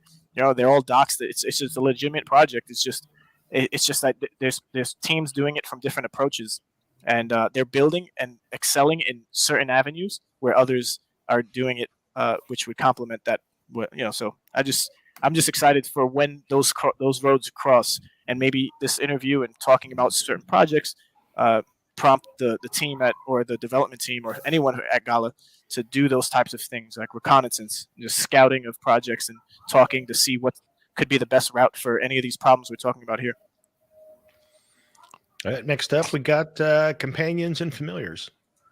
Companions in the game. We definitely want familiars, if you will, in the game. We've already kind of committed to a dragon familiar little thing that can kind of follow you around. So we really love that idea.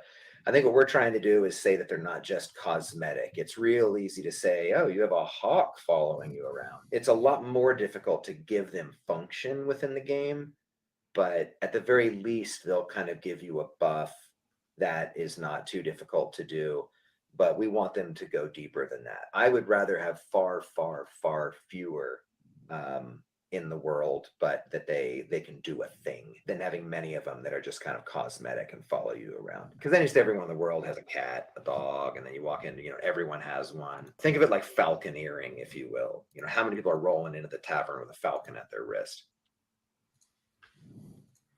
So what do you guys think about the concept of familiars? And we know there's going to be a dragon. What else would you like to see there be, and what should their function be?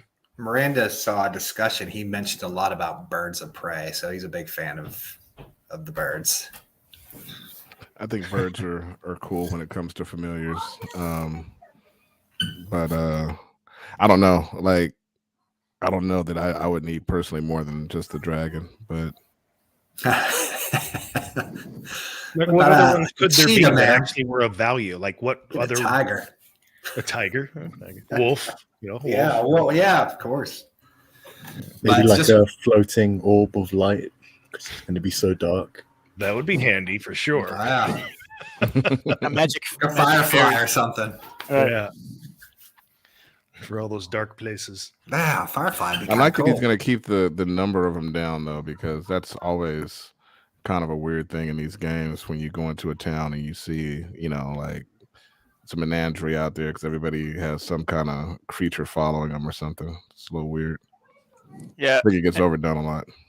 Yeah, my mind goes to all of these being purchasable instead of earnable or through questing, right? If you wanted to find out, and people would have to find out which quests grant you over a course of time these familiars instead of buying them as maybe the dragon should be the only one that's purchasable via those 10 I would NFTs. like to see that. Because then, if that's the case, we already saw it in history, like even World of Warcraft. Like, there's games who just start doing these microtransactions or sales of skins, and how it really doesn't sit well with a lot of the community because now everyone could just buy it.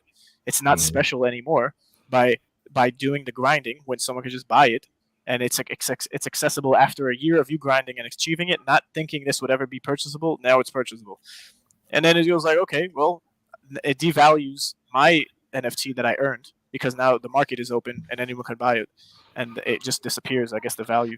That was one thing. Flex is losing muscle, right? That was one good thing they did about the dragons. How many can you even have now? It's only like 2,000 of them or something. It was originally 10,000, I think, but it's dropped down. Right, they burned a bunch of them though, didn't they? Yeah. If anything, I think you should be able to get more familiars, but through gameplay in the world via different quests, defeating bosses. It should be something that you could maybe have a relationship with at first, feed it something specific to then like you, to then follow you around, and it has its own experience, or what do you call it? I don't know, like a bar of just training, or I forget the actual it's got its own gameplay to it.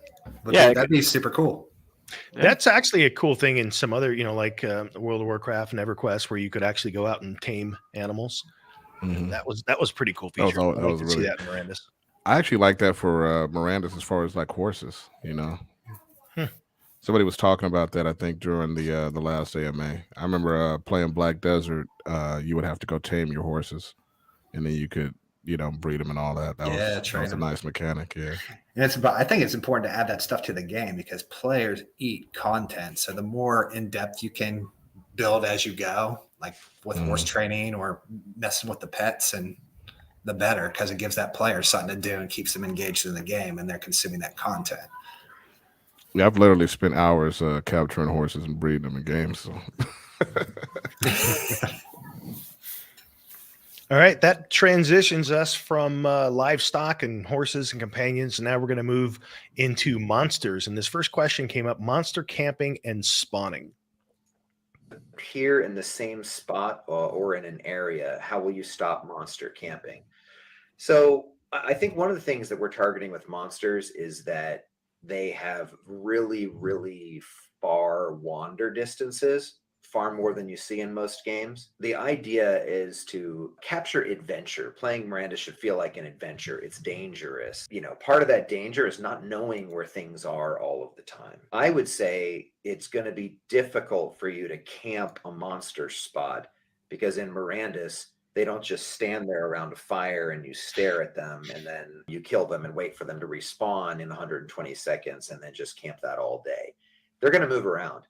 And we've even talked about their spawn locations changing based on where players are. That's trickier to get to, but you know, it's kind of cool if you're not seeing them reconstitute in the world, or if we can kind of like see where. Do you think that's possible, Jace? I think we've mentioned that before. I don't know how tricky that would be to do, but yeah, there's ways to do it. I mean, the easy way is if there's a player too close, then you just don't spawn. And honestly, if you've got so many players covering an entire zone, you wouldn't expect a monster to show up there, right? I mean, if they were real, they wouldn't go there because it would be dangerous. I think we can fictionally say that it makes sense for them not to spawn right next to a player. That feels really kind of goofy and gamey anyway. I'd rather not do it. What I like about monsters respawning, guys, just a design and narrative and fiction note, is that, and the reason you'll hear me say reconstitute a lot, it's because the same way that you come back when you die is the same way the monsters come back. It's the same thing. Like, the fact that you can die and come back is because of Materium. And they too can come back because the land of Mirandus is kind of imbued with that magical power. So I think that's kind of cool. Monster camping. That's an interesting one. So how they're going to pull this off is going to be tricky, because in my mind, there's a difference between things that sound great, because this is going to be leaning on the simulation side. But then there's also things that until tested, you can't really say like this makes for good gameplay, because if you have a zone full of people and there are no monsters there because they're not spawning because there's just too many people there, you're going to have a whole lot of people standing around waiting for things to happen. And then like, what do you do? Like, you're not going to convince everyone, hey, everyone, we got to leave the zone so the monsters have time to spawn. You're just not going to have everyone that coordinated in an entire zone to be able to do that. So it's going to be tricky how they do this element of realism to make it so that you can't simply camp a spawn point for monsters. What do you guys think about that? If they get the AI right, you ain't going to want to just sit there and camp for monsters. You want to kind of keep your distance. So if that makes sense. Mm-hmm. If they're that far. But I like the way he's talking about it. He's talking about it in a way that allows for more flexibility and expansion. So, you know, say, you know, what you're talking about is a number of players being in a zone. Well, then that means maybe they're actually developing that zone. Maybe they're putting down their homesteads and all that, right? So you wouldn't want a monster to spawn there. So that would just push you out further. So now the adventurers are going out to a further zone where they're going to meet up with these monsters. Yeah, and then I think the radius of where these monsters would respawn, if it's a further distance away, I would say give it some time, and someone's going to find the method to the madness of how far out and where, you know, I don't know. I could see that also being a thing where it has to be a radius of so much circumference where it can't be gamed, where it's just like, okay, most likely it's going to spawn here. You would literally have to travel as far as way. Do 100 spawn points, right? Yeah, exactly. I do like the idea that if they could do it to where you would never be able to see an actual monster spawn. I mean, it's going to spawn in a place where it's out of sight of everyone. So that way you're not actually in a lot of games where you just see the monster appear. Yeah, I think what he's trying to do, and if he does, he's going to do it right, is if there is no like spawn points realistically, you know, because of the way they do it, they're hidden so well, or they're so plentiful and spread out that you basically end up just exploring instead of spawn camping. Right. Which would also mean they're going to have a lot of zones and a lot of size to it. So you have ground to cover. So you really feel like when you're out there, you're out there. Yeah, and then it makes me think about past conversations of how big the total land would be, or the world, and then if it's all one landmass with some islands, or is every what do you call it, the castles? Why can I pull this name up? the $1 million, the citadels. Thank you. Are the citadels islands themselves? And then you have to travel via boats to these islands that hold the citadels, and then it's a whole new different climate and life for animals and people. So. Yeah. Nighttime spawning could be really simple to spawn. What if they all spawned at night? There was no spawning during the day. Everything spawned at night. And then that's everything for the day. And then people just wither away at it. And then the next night it spawns again. Well, here's where that presents a challenge, because there's going to be one instance, one server. And so you got the time zone thing. So you just out of luck if you're in a part of the world where you're mostly playing and it's nighttime and that's when the monsters spawn, or you live in it's mostly daytime. So like also, what will the clock cycle be? We don't know that part either, but I like the idea of monsters spawning at night, and and I think it follows in line with everything that McCarthy said about wanting nighttime to be a very dangerous time of day. With that, we've got the animal spawns wouldn't be able to be that way though, because people out there hunting deer for a living and stuff like that. Right. You're going to need to have that be plentiful. So, but what if it only spawns at night and this is the deer for the day? That'd be terrible. but say the day's only like 6 or 7 hours, and there's a shitload of deer. I don't know. Dude, I was about to say, because then Bonafide would just go kill all the deer within the first hour. Raised up. Before anyone wakes up, he's out there. You got to remember who you're playing with here, okay? Price is highest in the morning. Well, that brings up the next thing we're going to talk about here is AI and pack behavior. And this is pack behavior not just for the monsters, which is what I think they mostly address here. But if you remember going way back, McCarthy's talked about wanting to have the mechanics to be such to where if there weren't enough rabbits for the wolves, or if there was too many rabbits, the wolves would overpopulate and all that sort of thing. So it's going to be interesting what they do to get this part right, because the AI is going to be a big deal. It's going to be the thing that makes or breaks the experience for what they're trying to create. Behavior is one of the most difficult things to do. And I really want that to be super awesome. But what if there were like 10 goblins in the forest? In real life, if there were 10 goblins in the forest and you came up on them, what would that look like? We watch a lot of videos on like chimpanzees and stuff in the wild. They're aggressive and they kind of hang out together. The way they look, the way they hunt together, you can see the interaction. You can see when one stops because it hears something, the others stop. Like, it goes so deep. Those simple things that you see pack animals doing are tremendously difficult to get to. So first step is have something at all that moves something around. Second step is increasing awareness of you in relationship to that object. And then the third step is sophisticated pack behavior. To say that great pack behavior is important to me is an understatement. I want you walking up on them and having them look at each other, wondering what to do, waiting to see what the other, these simple things that you see in real life that make you believe something is there. So I want to get to that, and I want that to be awesome. It's a tricky one here. Yeah, I mean, this part definitely got me hyped as well, but also even as some of the others on here kind of hinted at, I think, with some of their facial expressions, and is that this is a hard one. And then we've got this question here: what other games use AI? There's a reason not many of them do, because it's a hard mechanic to get right. So I think it's something that if they're really committed to this, they're going to be working on this for years. It's not an easy thing to do. All I know is if we start playing Mirandus one day, or we're doing a play test, or the game is live, and you walk up on a band of a tribe of monkeys or a tribe of goblins, and they act just like a tribe of monkeys would in the real world, this is just the best game ever. You just might as well just go ahead and stick a fork in it at that point. You know where you're at that point. If they actually get that kind of thing right, it's going to be amazing. This is why I say nobody's camping spawns, because if they're hiring like linguists, man, where these things are talking to each other. Yeah, that was a cool part too. I don't know if did you get it? Oh my That's God. Next. Did you get that? Okay, I won't. We'll wait. Yeah, we'll wait on that. But yeah, actually, I'm going to play that now, and we can talk about both of them together. Because this is it's the biggest deal in my opinion if they get it right. But it's also going to take a lot, because you imagine if the AI of a creature is really doing well. Like in any other game, you see the creature or you're near it, usually you have to go in and trigger a response from it. You have to get close enough. You have to get in within range. But in this, with AI, it would see you and maybe it doesn't sneak up on you, but it's peeking around a corner. Right. You know, so it'd be interesting. I mean, and they can turn. Oh yeah, go ahead. No, finish what you're saying.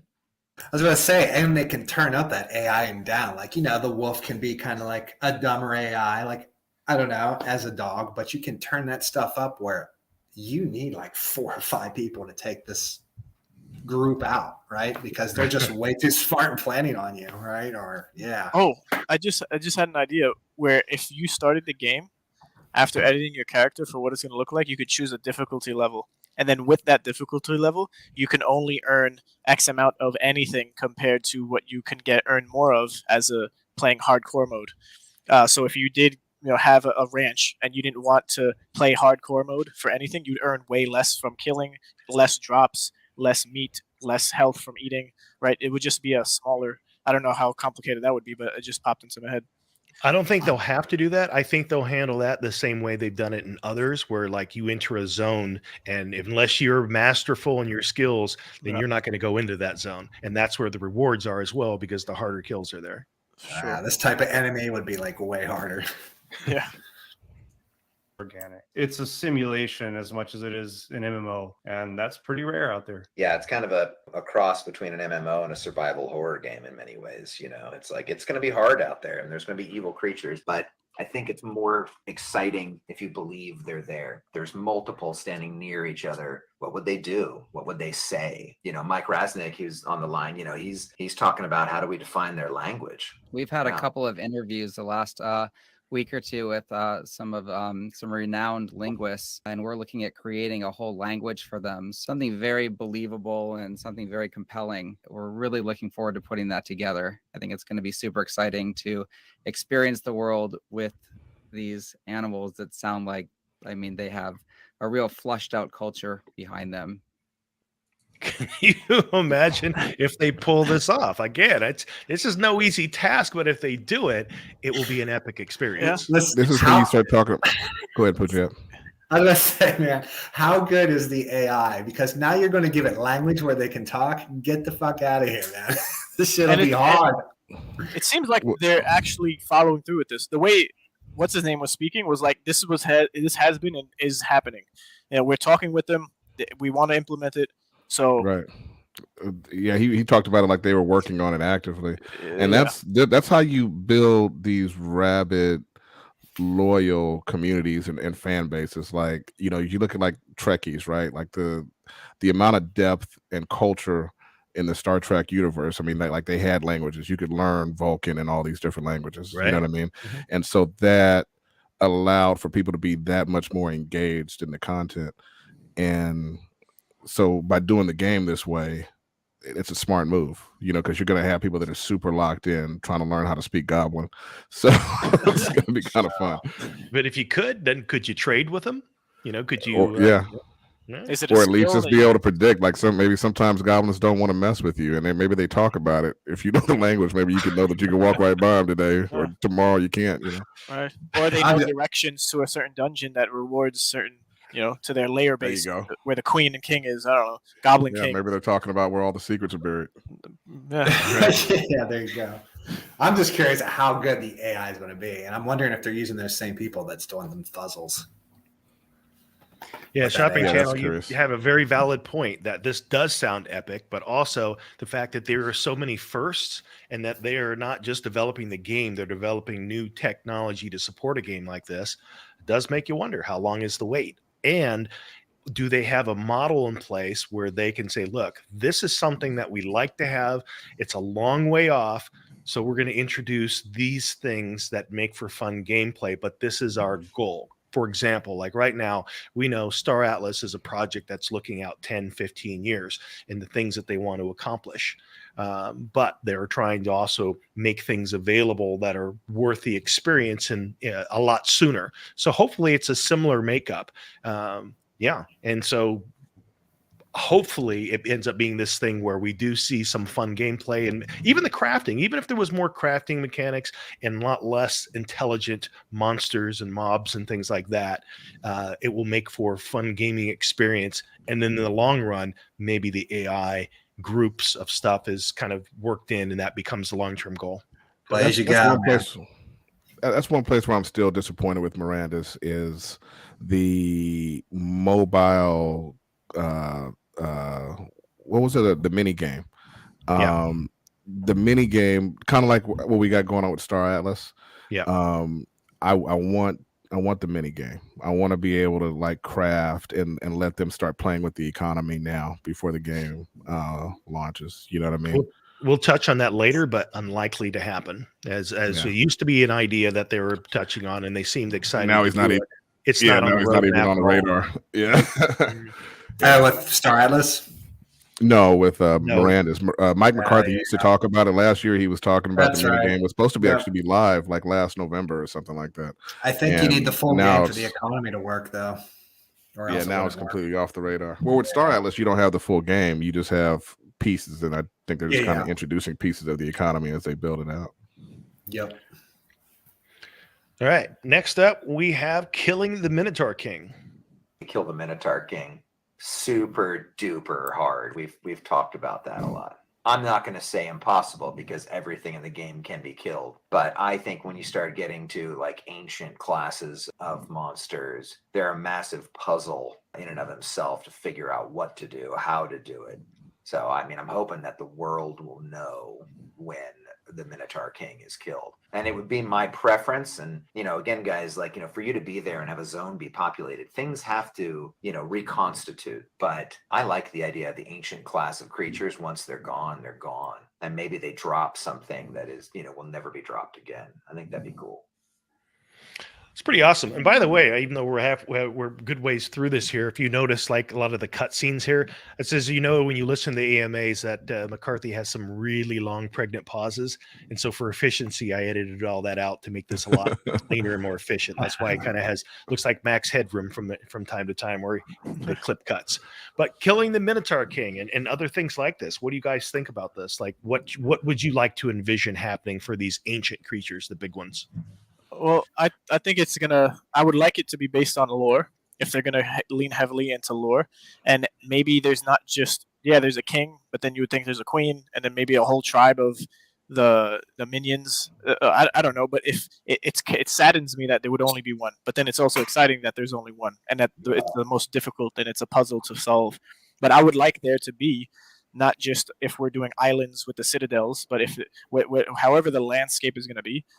If there's only this one ultimate boss that's the hardest to kill, that takes many years to even get to the point to fight it, or to get to it, right? I could imagine the mini bosses that you'd have to fight to get to that Minotaur King. Like, if that's how it's going to be, then okay. But if it's going to be like, hey, you could gang up with friends and just like fly through whatever it is that's getting to the Minotaur King, and then you defeat. Once it's actually defeated, then that's it. And if somebody and a group of people did it in a way that was, I guess, not satisfactory as far as the difficulty and what you needed to get there, and then if it's exploited in some way, that's it for the Minotaur King, right? Whoever killed it has the crown or the helmet or whatever perk, and now you move on to the Lava King, or the next king and the next king. And then we learn from these mistakes of like, wow, that was easier than we thought it was going to be because gamers are gaming, and they did it. Wow. Okay. Let's upgrade and buff these other bosses and kings across the land. So that's an interesting point you make. So another question on that is like, how long will it be before someone even sees the Minotaur King?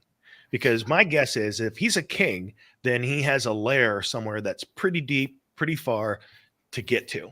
I like how Ray said with the lore, where you can have part of the lore being discovering where he is. Not only that, but him also being a puzzle. A little bit of that puzzle is in that lore on how to beat him as well. Right. Like maybe some of the mechanics of the boss does. Or something. Is he on an island in a dungeon somewhere? You got to find the location first, and then you got to find the lore first, maybe. Yeah. All I know is that if you're only going to be able to kill these guys once, and you want the opportunity, you better join Rome. because For sure. that's otherwise you're not going to get any opportunity. Yeah, and that might be a key component of it, aside from because you could be a single quester out there in the land of Mirandus and acquire some maps or things to find out where it is, but it's like you'll never be able to even get halfway through the dungeon or the lair because you need someone else with you, or you need a healer, right? You need maybe a squad of 3 or 4, and that would be the only chance, which would garner more play time across teams and guilds, right? So are they appealing to guilds at all, or groups of players? Not necessarily guilds, but just more than one player as a solo. Are they appealing, like what or how much experience is going to be for many players at once? One thing he mentioned, which is going to be kind of key, that they get it right, is he was talking about how basically everybody who helped down the boss would get a roll, and you'd be able to roll on an item, from the boss. Right. Loot distribution, as far as when something like that's taken down, who all gets benefit, why, how, all those details are going to be very important. And they're still working them out. They're still kind of up in the air. He doesn't even have them all figured out yet. You predicted what was coming next. But you're right with the loot for sure. But can you also imagine, because there's also so many things, like imagine this is a long dungeon to get to where the Minotaur King is, a long way to get there. We got to think about food. You got to think about, your energy, because, sleep's important in this game. How are you getting your rest? You can only pack so much in and pack so much out. Let's say that a whole team gets there and they actually kill this Minotaur King, but everyone's encumbered and they can't even get the gear out. Well, that could be real. You hope somebody had a crew of conveyor exemplars, right? Right. Or an excess marching back and forth with everything. To carry them. That's funny. That's true. But yes, we do have it's right on point. Loot sharing is what's next. He mentioned the head though in Mirandus discussion. Like he liked the idea of the head of the Minotaur King being like an NFT, and that you could like display it on your deed or wherever. So cool. And the other thing that kind of ties to the Minotaur King and what you were saying earlier, Ray, a while back was about, a scar or something like that. What if you were able to get like a battle scar that was from a fight like that, but that scar also came with like a bravery buff or something like that? Showed you were there. Yeah. But if we're going to the route of the lore of all of these kings and bosses that are almost taking many, many years to, or just let's say 1 year to defeat, or depending on what happens, how long is that road going to take to flesh out all the lore? Aside from the AI, and like I'm amazed and I support the team. More kudos to, more power to them. But it's just like, who's working on the lore solely to get all this to match up with what we're talking about? Wonder how the timeline on that too. And the mechanics of like how an adventure and weight and food and sleep and how all those things, because that's even a separation from economy, the mechanics of those things and how they would work. That's a lot of math. That's a lot of figuring out for sure. Adds value for sure. How experience will be shared in Mirandus. Also, think about like loot. I kill a monster, who gets to loot it? How does all of that work? We've got some kind of interesting ways to do this. It's NFTs, guys, right? So you might be looting an NFT. Some ways you can do it. You've played other games, it's like you can say that there's a random roll that happens, and whoever wins the roll is the person that gets to loot. We were kind of kicking around an idea, and I got a lot of you guys in here in the Mirandus discussion chat. I'd love to hear what you think about this. I kind of like the idea that creatures would have a loot table, and everyone who was involved in that combat, or maybe, a number of people involved in that combat, get to go up there and tap on that creature and roll that loot table. So if 10 of you are taking down an epic level beast, what if all 10 of you got a roll in that loot table? Now, if it was a very low level beast, we probably couldn't have, depending on the creature, we could only have a certain number of rolls, and that might be kind of first come, first serve, which would be a little dangerous. But I like the idea that everyone gets a chance to tap on it and maybe get a roll, which I think is kind of fun. Loot tables for sure, but think about 3 of us kill a monster, all 3 of us get to roll on that loot table and see if we get something super cool, which I think is kind of fun. So Fleef is asking the question, right? What if one person barely did anything? That is always tricky. Who was involved in the combat? What does that look like? Hey, what if I'm a healer? I didn't attack them for anything. It is a very difficult piece of logic to determine who was involved in the combat and who wasn't. I think what we would probably say is, there would be a percentage of hit points that you needed to take down to be considered involved in that combat and get one of the roles. If somebody was injured by that creature and you healed them for a certain number of hit points, you also could be considered a part of that. But you see how tricky that is to get right. That's kind of what we will have to build that, I think, no matter what. It gets even more complicated when, say, you've got 4 or 5 monsters around and you're in a big skirmish and you got 5 or 6 players. And I mean, do you deserve a loot roll on all of the monsters or just some of them? Or, I mean, It gets really tricky because you throwing down an area effect heal, you're helping all of them maybe, but like there's no good algorithm for it. It's a tricky one. There's a lot of questions there, like how should that work? And I think a lot of these mechanics have been worked out in MMOs over the years. So they have models for that, whether you're in a group or you're in a raid party. If you're healing, if you're in a support role, you're not going to be doing a lot of direct damage. And it may not even be fully healing, because a lot of times you might have just people placing buffs and things. So it's going to be interesting to see what they end up doing with that. Yeah, I didn't like how they were focused more on the healing and the damage you're doing as opposed to being focused on whether or not you were in a party.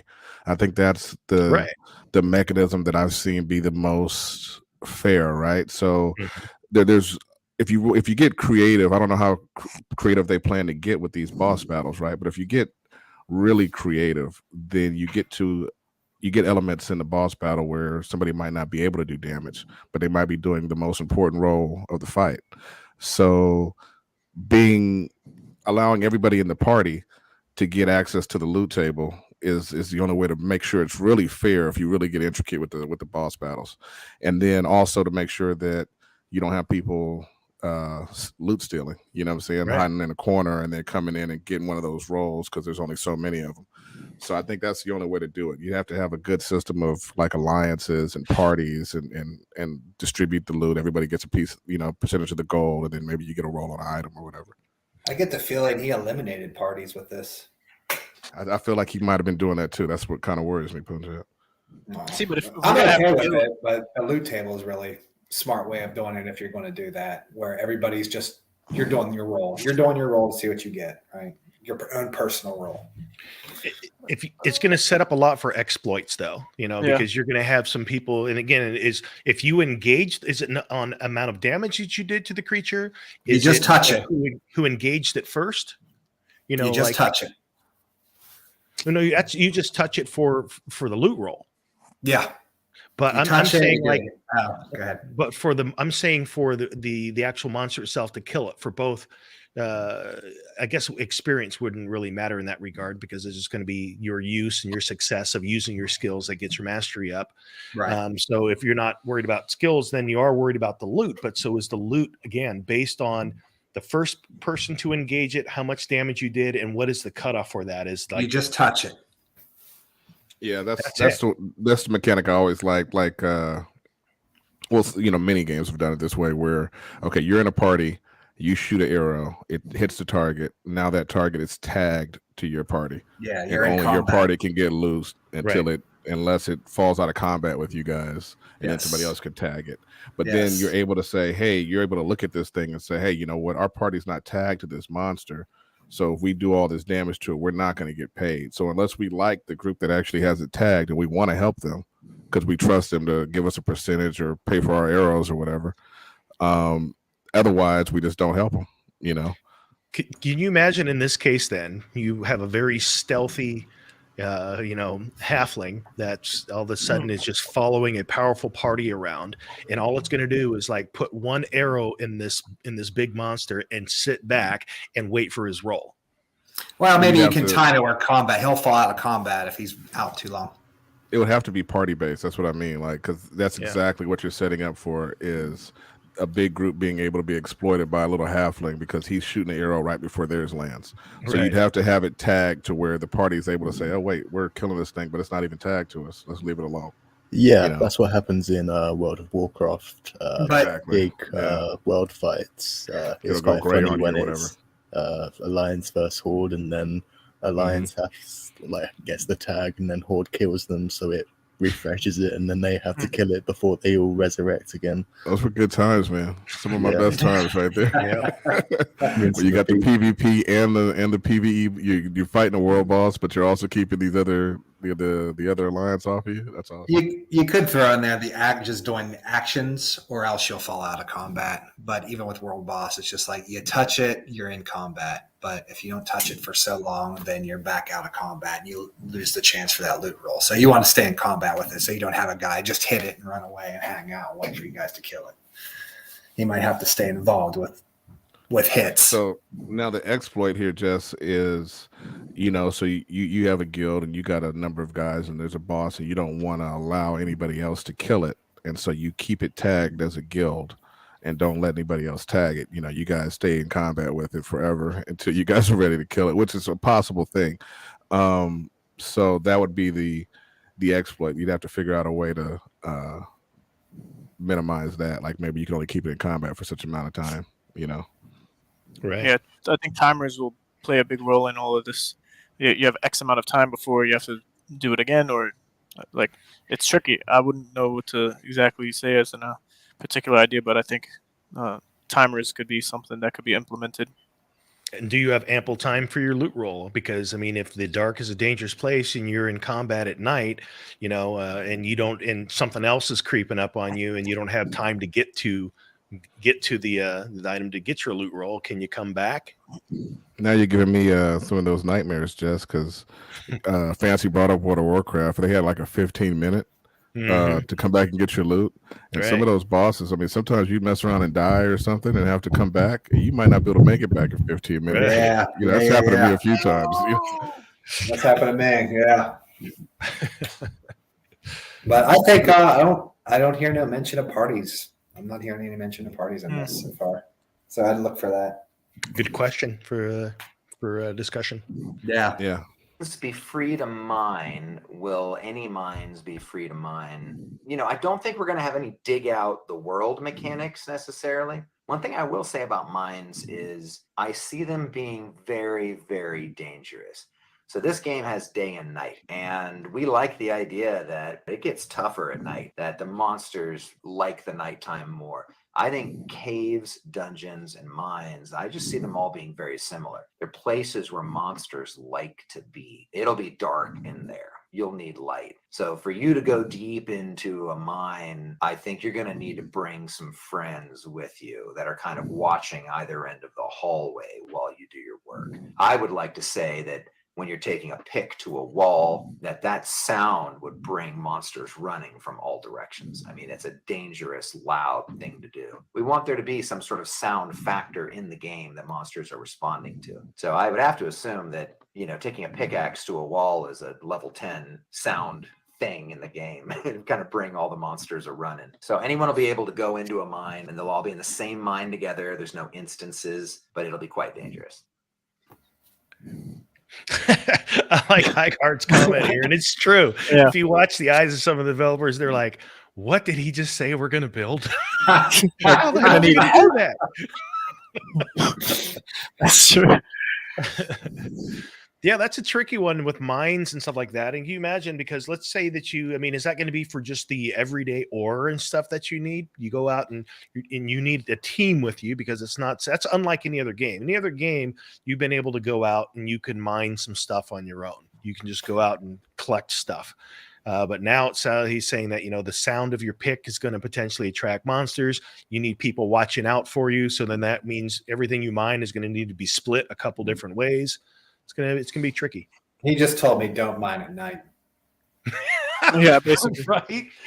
But that gets me thinking. I think he was saying that inside of mines it would be like perpetual night, right? So you're down there in that mine, you're gonna need guards down there with you, because once you start tink tink tink, they're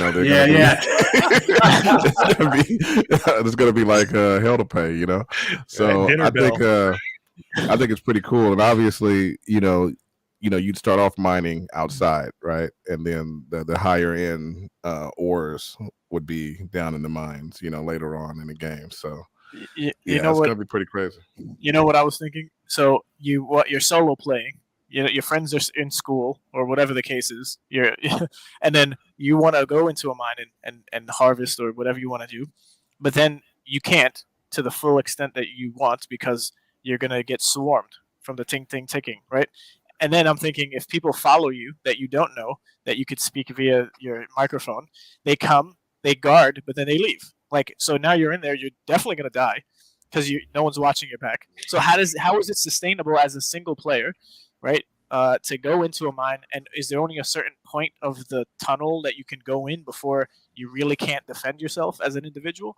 Yeah, like because then Well, no one's going in the mine without I think you a having more friends. I think a more important question is what do we want as far as single play capability in the game? Because I'm comfortable with saying, hey, you know what? If you want to mine ore past a certain tier, you want to go in mines and get more out. You got to have a team. High level. Yeah, mining parties would be fun. Historically speaking, though, there's a lot of prospectors that have been kind of hermits and loners and been able to go out and do some of that on their own. You're right. And so another Good question question. too about the mines is that ore's heavy and there's a weight capacity. So are you just going through all that trouble to get to a mine just to mine like one chunk of ore to throw in your pack? Mining parties sound fun. Once again, yeah, you're gonna have those big buddies with a bunch of conveyors, right? And then got a guy outside with his horse just waiting for you to bring it out to go and take it.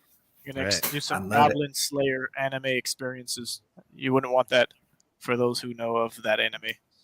So again, it's where the whole economy piece, and I hope they have they need a team devoted to economy, because imagine this: you've got all this work that goes out to go and get the ore. Then that ore could be sold on the market by itself, and then that ore has got to be hammered by a blacksmith, turned into something that a weapon. That's going to make the cost of a weapon somewhat pricey, and as it should be. I mean, that makes it a little bit more realistic for a simulation. But all of those components, man, that's an economist. Markets will decide it. Yeah, markets are going to decide this, and it's going to be. We're going to learn it as we go. Yeah. That's what worries me about the mini game, because just like we see with Star Atlas, I think that helps them to have that out. The more levers and the more assets that you put into the economy, the more complex, the more issues you're going to have, right? So I think the way that Star Atlas is doing it, I thought that Mirandus was originally going to do it kind of a similar way, where we're going to introduce these crafting lines. You're going to be able to craft these certain things, and that would introduce assets in the economy. You have levers you could pull to see if the economy was functioning properly. And I think that's important. and you're building the game at the same time, but you're introducing small bits of the economy slowly. You see the economy while learning how the market responds. Exactly. Yeah.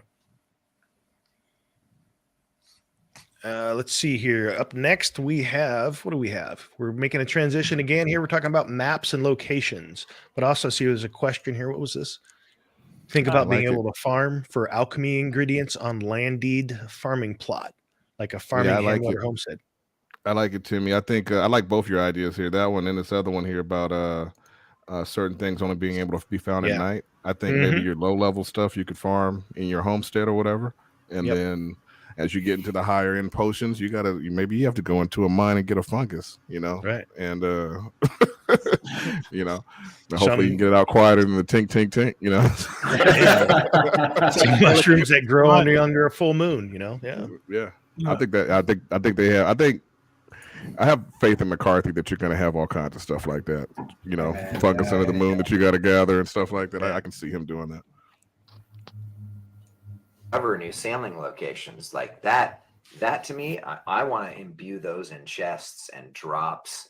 You find a map to a forgotten place, and interesting to think about a cartographer getting involved there too, which is how are maps created in the world? How can maps be copied? I think if there's a drop of a secret island and it's a rare drop, I like the idea that only a few players might really know that location, and you might want to go down to the docks and ally with a guild that has a big, cool boat that can take you to that location.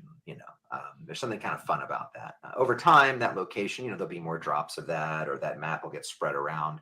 But it's neat to think about it being kind of tightly held for a little bit and having exclusive access to a location.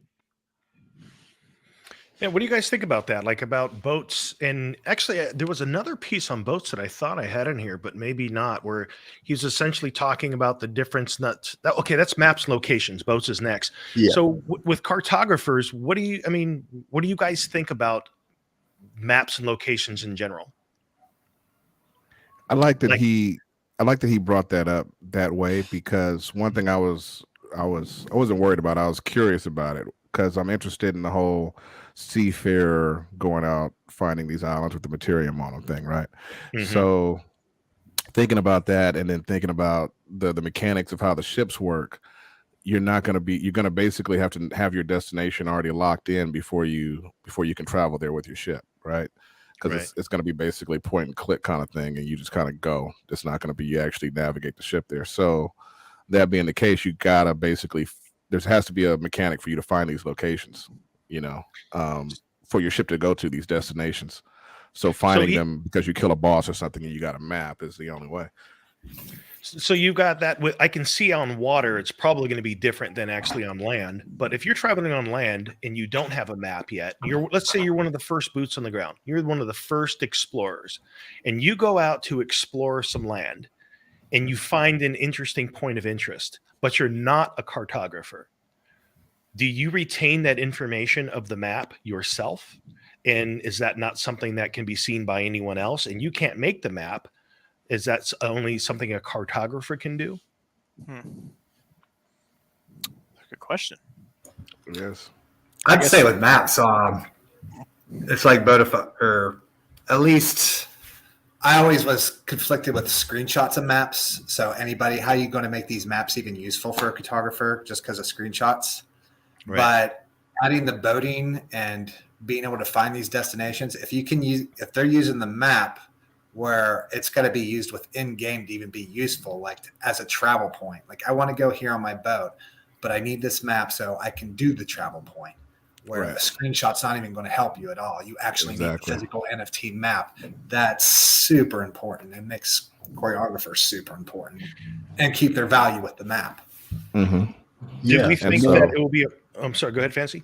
The more dangerous the place, like the more valuable the map will be, because who's going to want to take like a cartographer to like the furthest place you can get to.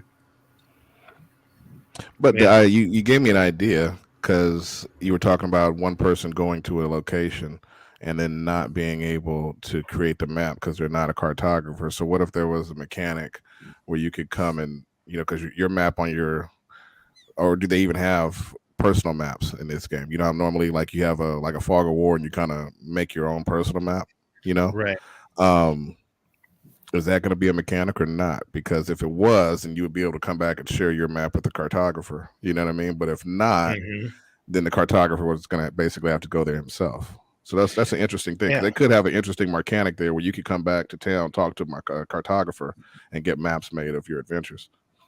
And do you start off with like the fog of war where you don't see anything until you've been there? But then even if you've been there, is it changed? Is it different based on, each time that you're there? Because one of the things McCarthy said is that he says in most MMOs, when you go to a zone, you outgrow it and you don't really have any reason to be there again or come back. He doesn't want that to be the case here. You're talking about having the map to manifest it.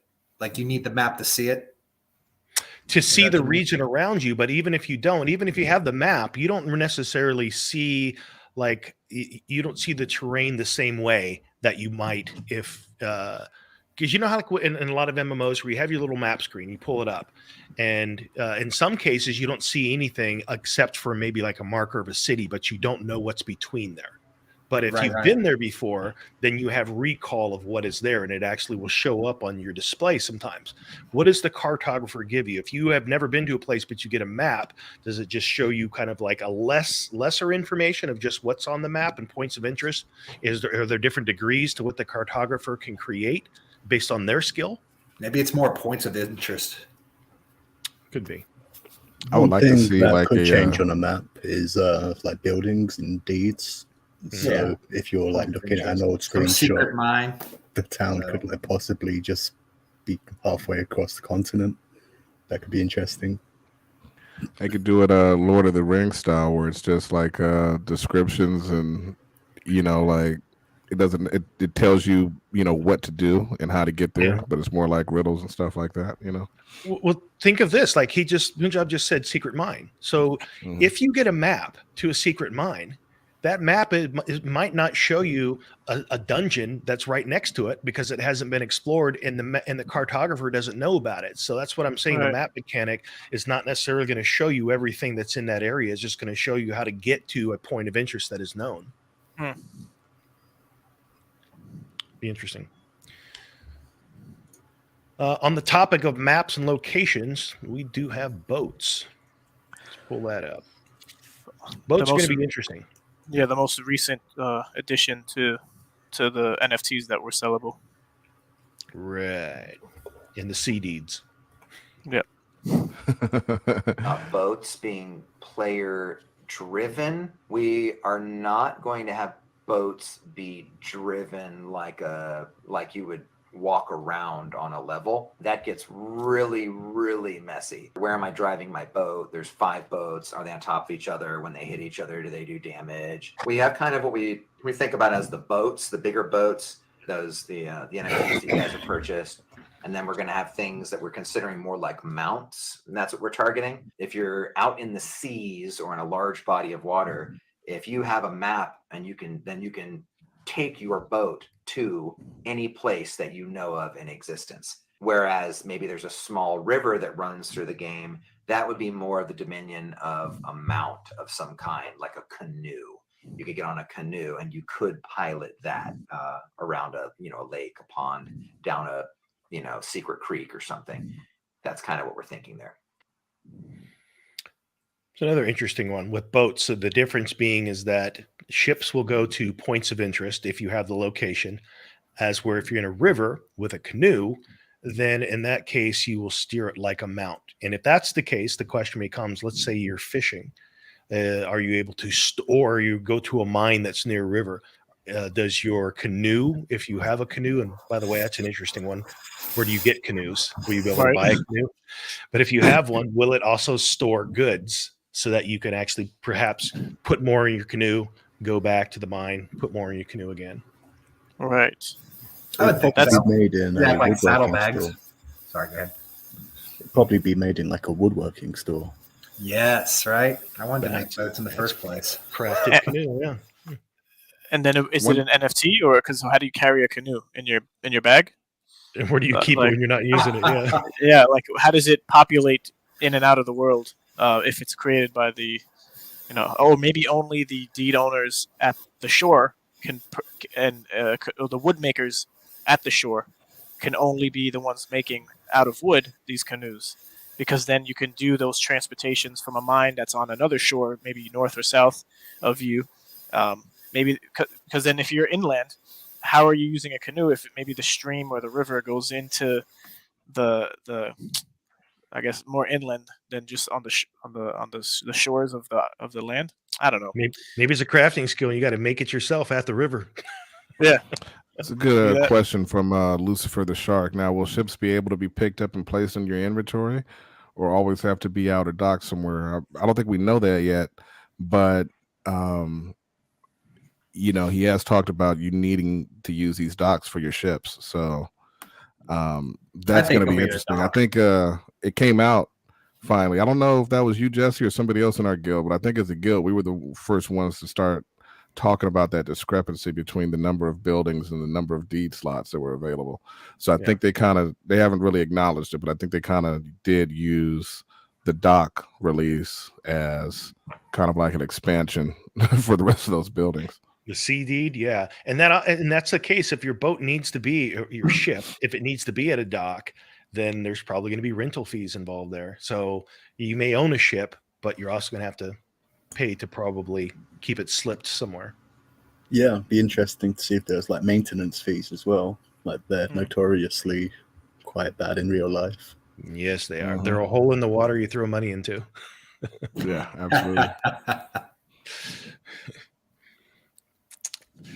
All right, now that transitions us now to what we were starting to talk about in the very beginning. We kept leaning towards economy, and that is about the first one is about Materium.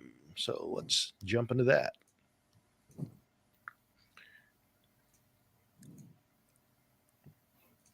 Will Materium be on loot drops only, or will it be discoverable?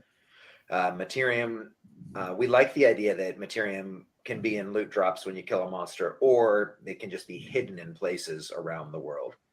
I'm really hot on having a lot of secrets in the game, maybe things that could only be found at certain times and dates and locations. I think that'd be kind of fun. I actually have one more Materium related, so we can talk about it together. So I'll load that one up as well, which is about the tokenomics.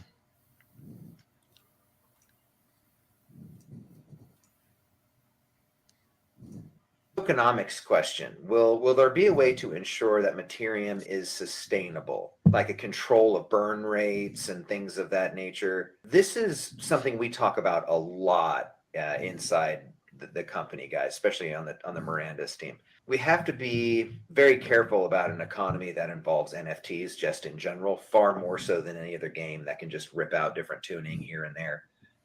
But I think Materium works because Materium will be found in the world of Mirandus as you're playing, and the demand for that Materium will always exceed what it is that players are able to harvest out of the world.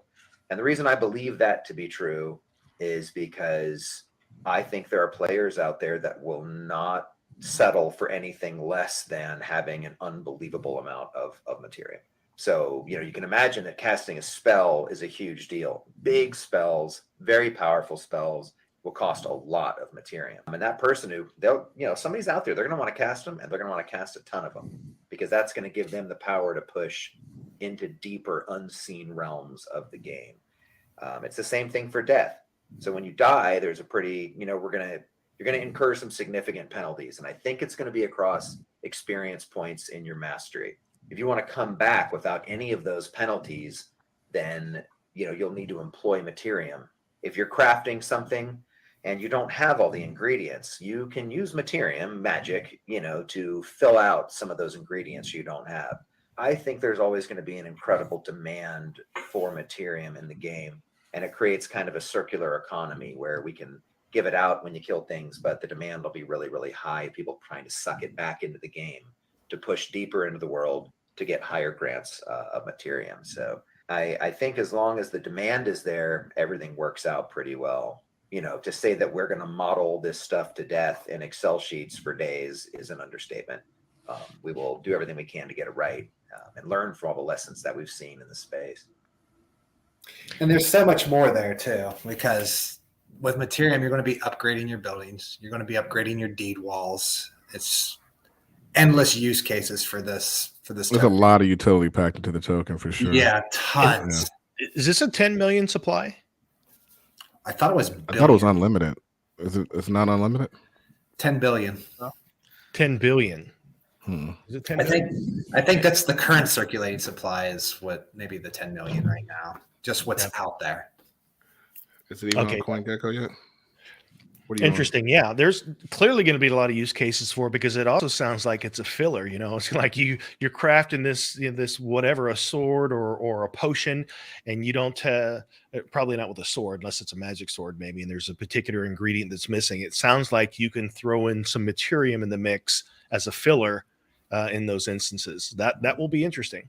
But again, because this is such a key piece of the entire world of Mirandus, not just within magic, but all the different ways that you can use it, not just within casting, that man, an economist, they gotta get some economists on the team. This is a big deal because I don't want to see them develop themselves into a corner where they don't have the ability to adjust after the fact.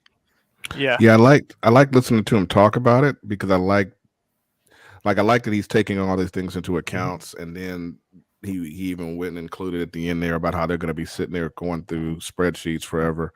And I think that makes me feel more comfortable because you know, he did such a good job of explaining it that it made it almost seem like it was simple, when the reality is that you're talking brain surgery whenever you're talking about how important it's going to be for the pricing of Ethereum to be right, because obviously you don't want some guy throwing fireballs at dragons, you know, 24/7, right? But at the same time, if a person can't get rest at the cemetery for a reasonable price, that's going to be a major problem as well. So you can't just have it, you know, be super deflationary. You can't have it be super inflationary. You have to find a very almost perfect balance. And maybe that's where the gold comes in for a lot of the stuff too, like where you don't want to spend Ethereum on some of these things, and the gold has value in there, like the in-game currency. Yeah, I get reminded of DeFi Kingdoms because there's gold in DeFi Kingdoms, and there's a market for it because it's an ERC20, and you know, people are trading against, speculating on the price of gold. Right now, there's a shop in the marketplace that you can buy items, stamina potions, health potions, you know, magic, stamina, you know, or just mana, and also golden eggs, which are pets. All of them are living on the chain, right? And there's going to be a market for that. So until the game develops further for utility of gold, it might balance out or take away the stress that we might experience, or that we do experience with all these other tokens that are deflationary. Yeah, I mean, if the price of Ethereum just gets out of whack, man, people might just move to the gold a little bit, and it'll bring the Ethereum price back down. And then once that comes down, people want it and start using Ethereum again until it goes up, and then they go back to the gold. So it might work with that way, having that two currency system.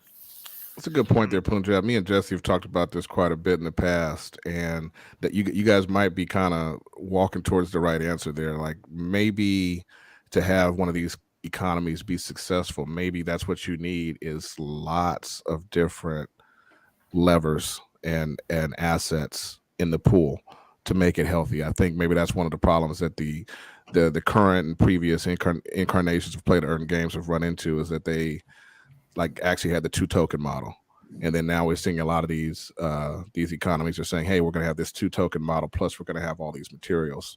And then you saw Gala come up with Gala Power, and they came up with Town Power. Now they got gems. They're doing all these things trying to make Town Stars economy work, and they're just basically just adding in more and more levers. So like you were mentioning earlier, Punjab, Mirandus is going to basically come with a bunch of this stuff already, because you're going to have so many different markets and economies in this kind of a game already at the outset. It's going to be interesting to see if that makes it easier to deal with or harder to deal with. Right. I'm hoping the kind of like MakerDAO, their token, how these stable coins work. I'm hoping the gold can make the Ethereum work like a stable coin. Like when it becomes too expensive, they just move to the gold. And then once people move to the gold, Ethereum price comes down, then they move back to the Ethereum. And it's just kind of like counterweights itself and just makes that token kind of work well. And then you got just so much engaging with this economy on crafting and it's like, if you wanted to earn from this game and take out of this game, you might have to cut yourself a paycheck, because you're going to also have to compete in this game with other building owners. Like, what makes your building better than this guy's? Or what are you crafting that's everybody else is crafting? Are you crafting something better? Like, what are you putting into the game? Location. That too. Having a stable coin in a game, that's a good idea, Punjab. I don't know. Well, the goal any other game besides that. Well, the implication, if you're talking stablecoin, though, is that it's actually pegged to something, right? Which they actually are already there. That's what their current experiment in Townstar is doing with the gems. They're actually creating basically the gem is basically kind of operating like a stablecoin in Townstar. So I wonder if they're going to use that knowledge and maybe make a stablecoin out of silver or gold or something like that. I was talking more of the stable coin, how the stable coins work, like the MakerDAO, like people, there's an interest rate on it because people borrow it, right? Mm-hmm. And once everybody's borrowing it, the interest rates kind of move. So that makes people want to sell it. And it just, I don't know how. But it's pegged to the dollar though, right? Like there's a goal of what they're trying to match value with. It fluctuates up and down. Like it'll go down to 95 cents or $1.07, something like that. But it depends on, a lot of it depends on the interest rate, what the borrowing interest rate on it is, and the people making money from that. But would the gold work that way? Would it kind of work that way with Ethereum? Like where it's like Ethereum's way too expensive, where I'm going to use gold for this. And then, nobody's using Ethereum because it's way too expensive, right? Mhm. So, I mean, for the economy basis, I'm sure they'll have to use it for the game mechanics, but just using an economy base, you're moving to the gold now because Ethereum's expensive, will drive the price of Ethereum down because everybody's using the gold and the gold becomes valuable.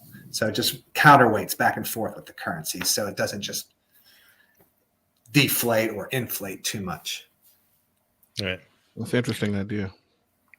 So that brings us to the big question. I mean, the reason that most people got involved in this project is because it is a play to earn game, even though obviously we're looking to see those mechanics wrapped into a fantasy MMORPG. But how will those mechanics work? How will you earn? And while this isn't all worked out yet, this is what was shared within the last AMA. From this game, I think the only thing I would say about that is that you have to play it. You have to play Mirandus.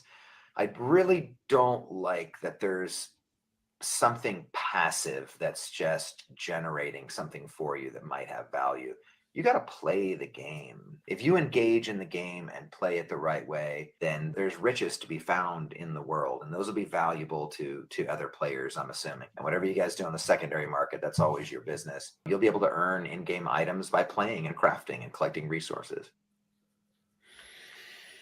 So what do you guys think about that? The thing that comes to mind for me is that I understand where he's coming from. And I think that McCarthy would be completely happy if he was building this out and it had no play to earn. He was just building out the game that he has in his mind for this simulation that he wants to create. However, this is a play to earn game. And so that portion of it, to me, is an important component. And I think that in any healthy economy, there are opportunities to create passive income within a game without having to go out and venture and craft and do all those things. And I think that's also like why people expected a bit of the rental system, or even just if you have land deeds to be able to rent out plots. So what are your thoughts on whether or not there should be passive, and should the primary way to earn be through the actual adventuring? I think the guys over at Star Atlas with Wagner and them I think he's very experienced as far as what you can say and what you can't say, as far as getting mixed up with security laws and stuff like that.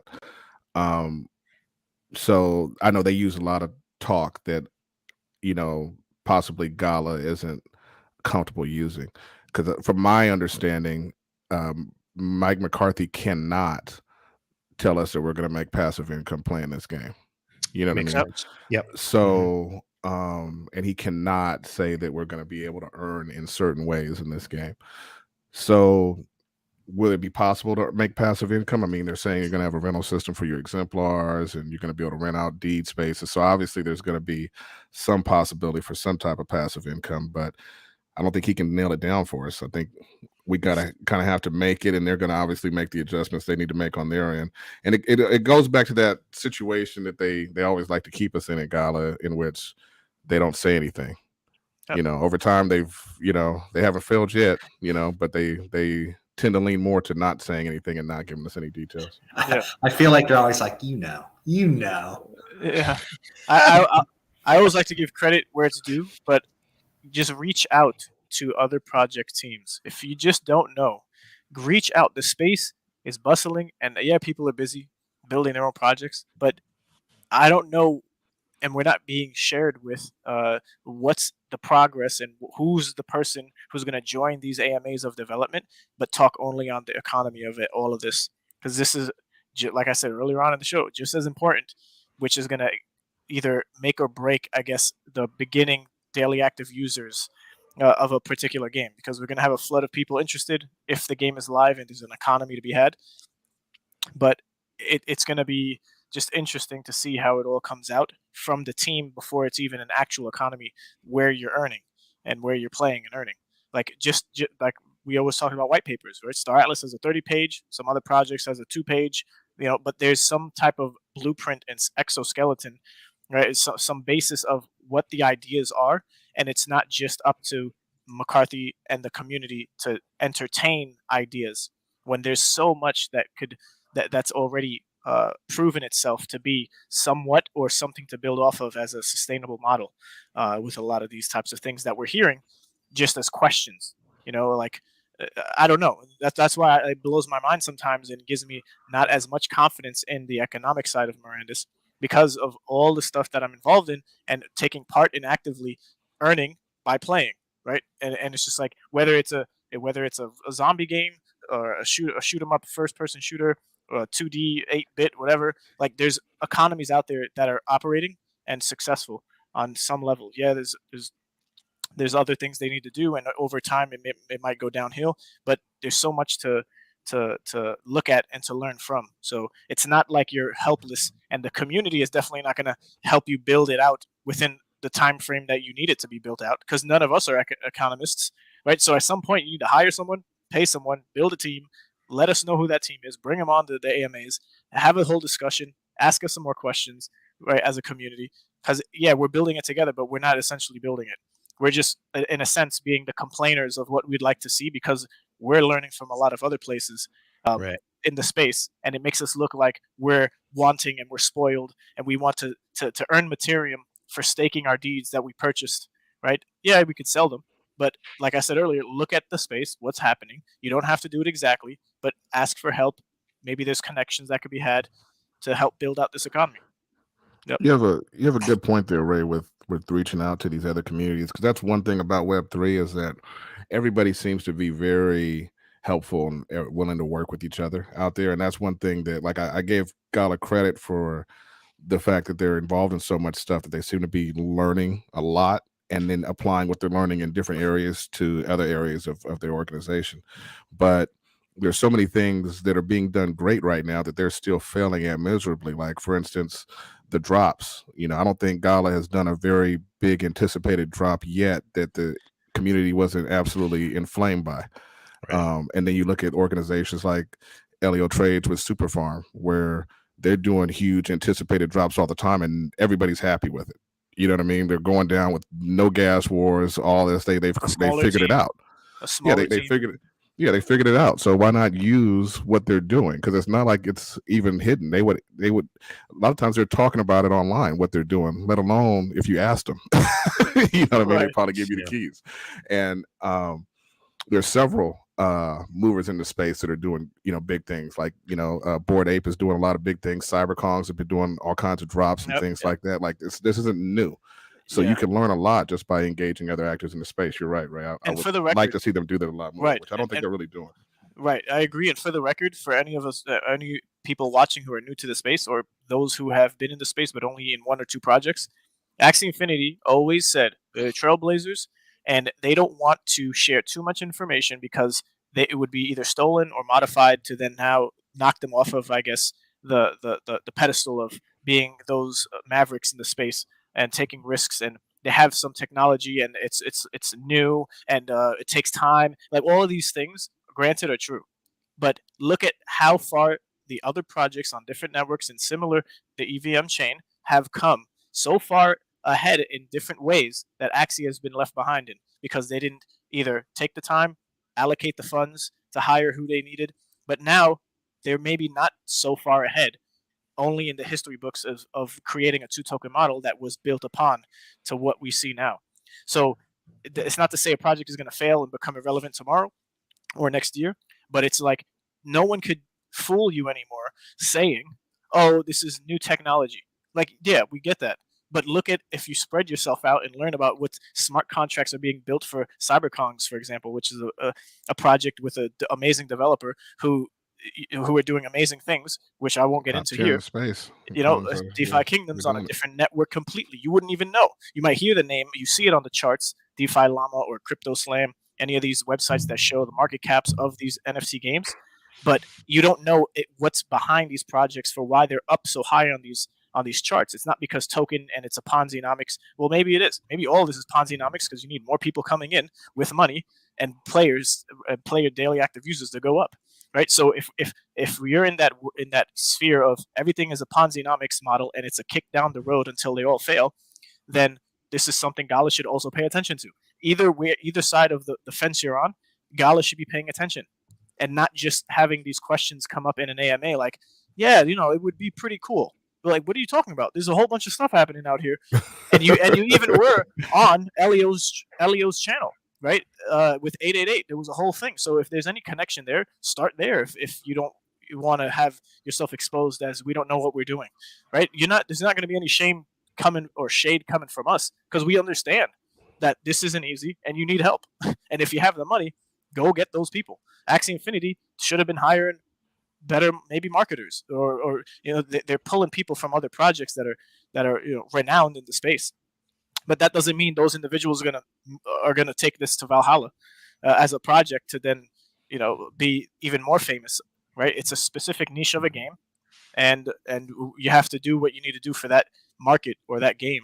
So I'm getting winded here, but yeah. Yeah, there's no reason to build in a bubble anymore. There's a whole community out there that is building together, learning from each other, and Right. It would be great to see if we were actually able to witness that Gala was doing something similar, because the truth is, at the end of the day, Mirandus will be a much better project, come to market faster if they are leveraging the knowledge of other projects. One of my projects that I like, Coin Games, they actually bought a Neo Tokyo citizen and join Neo Tokyo to get the support of Neo Tokyo. I mean, that's the kind of moves that you want to see people making, is connecting with all this help that's out there. Yeah, Nifty Island is a project that we have a separate stream after this project. After this stream, there's another stream, and it's about Nifty Island, and that project specifically is doing just that, reaching out, having their DAO, which is an active DAO where you can donate an NFT and then play as whoever owns a Palm, which is the official NFT for Nifty Island. You'll be able to play as those NFTs avatars that are in the DAO, right? So it's a fractionalized type of ownership situation. And this is more DeFi, degen type of stuff, but not so much so compared to what you might know as just Gala Games with, hey, we're building a blockchain.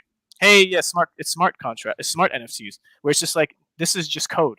If you get someone who's understanding and able to do all these things and the functionality of the smart contracts, then you can go the length, and that's what's being pushed out in the space. So I implore everyone to just check out the stream afterwards, because that's a project where metaverses are being built, where you're going to be able to play with your NFTs in other games, across the space, and the copyright and IP rights to any NFT you buy.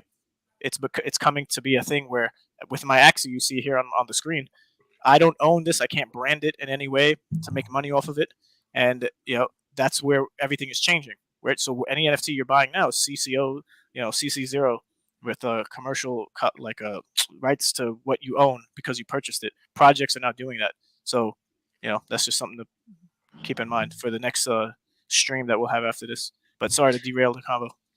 We're in the home stretch now. We got just a handful more. In this next question, I believe we actually know the person that asked this question. Let's dive in. Curve item inflation. Punjab's asking, you mean like too many of one type being made? Is that kind of what you're thinking? I mean, there's, the thing about items, guys, is that we're trying to let you control this world. Here's what we control. What we control is the resources that you can gather, respawn rates, things of that nature. How many of something might be in a loot table? Do you get 3 of it? Do you get 2? But what you guys do with that is kind of up to you. There's no way for us to know exactly. But what I find is that, you guys will very quickly learn what is valuable or not. If there's a basic iron sword, and those are everywhere, I don't think too many people will be crafting basic iron swords. Mastery for crafting a sword like that will be worth almost nothing. As you get into the higher levels, you'll need to be crafting more fancier things, I would assume. You guys will be looking at the supply and demand of the zones where your deeds are, and the players, what do they want? That'll determine what you guys are crafting. So I don't see a world where you're crafting an inordinate amount of things that no one wants. I think those resources would be better spent crafting other things that might be more rare.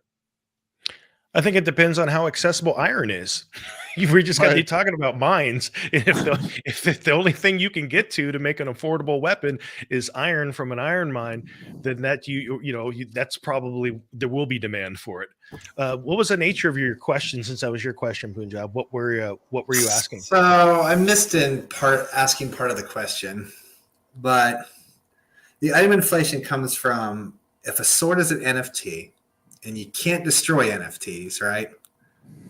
What do you do with that NFT? It becomes an inventory problem for everybody because you can't get rid of it. Yeah, that's right. So can you destroy the iron sword? Can you salvage it? Yeah. Yeah. Can you salvage it somehow? Because he said he doesn't want weapons to be destroyed. You can do repairing, but not destroying. And if a sword is an NFT, where did he say? Where did he say that he didn't want weapons destroyed? I didn't ask the question. I didn't finish that part into the question, so he was just talking about. So Yeah, you just turn. Yeah, everybody will stop making swords because I'm like, yeah, but all these swords will still be around, and they're just like littering people's inventory because they can't destroy them. No, you're gonna have to have a. They're gonna have to have a salvage mechanic. Yeah. I mean, there's no way. At the forge, at least if it's an NFT, it needs to be destroyed. Yeah. So you burn it. You have to be able to salvage, or even like loot you get from bosses, maybe that you don't want to deal with for whatever reason. You're gonna have to be able to salvage it, maybe get some Ethereum and stuff out of it. Some way to destroy it. Yeah. Yeah, maybe stacking these weapons that you have excess of at the forge. So yeah, there you go. The shopping channel. I was just thinking that where only the forge or a blacksmith could do this type of thing, break something down to build it into something else. Right. And just the metal. burns. Or if they want to do the tiering system where it's like Iron Sword 2 is more powerful than the Iron Sword 1. Right. Yeah. Like you take two swords and put them together. Right. Yeah, you use them together with an element or something. I don't know. Which has a little basis in reality, since you got the samurai swords and whatnot that were folded over so many times, right? So that's taking swords and reforging them into from multiple swords is a thing that we've actually done. And a sprinkle of Materium for transaction costs. There you go.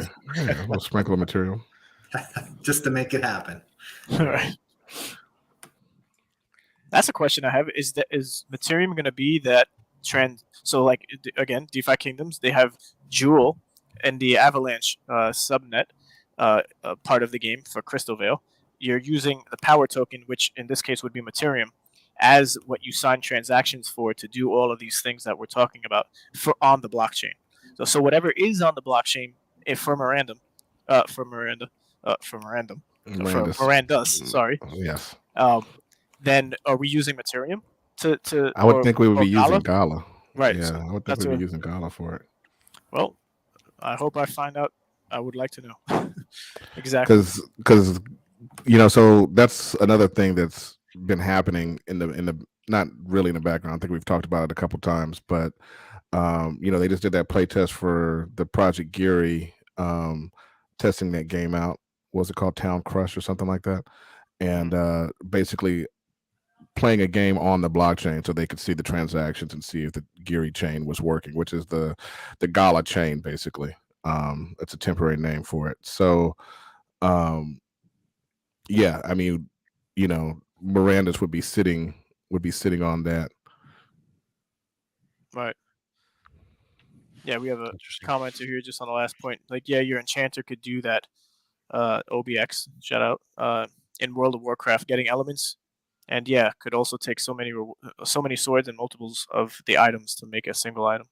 So yeah, most likely that'll be the case. Yeah, definitely have to have salvaging in some capacity. All right, what do we got next here? We've got. How will deeds and buildings show up across different servers? And will players be able to hop in between different servers, or will they be locked into a single one? This is one of the toughest technical challenges we have on the game, but we are targeting one world. It is Mirandus, and we are all trying to be in the same world at the same time. It just feels better just to know that you're in there with people.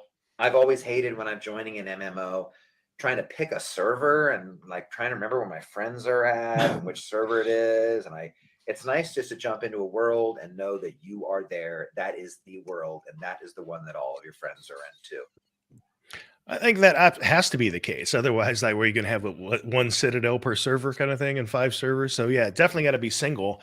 But man, is that going to present some interesting challenges? Are there any? Are there? Is there anything out there on Unity right now that is doing anything similar that we know of?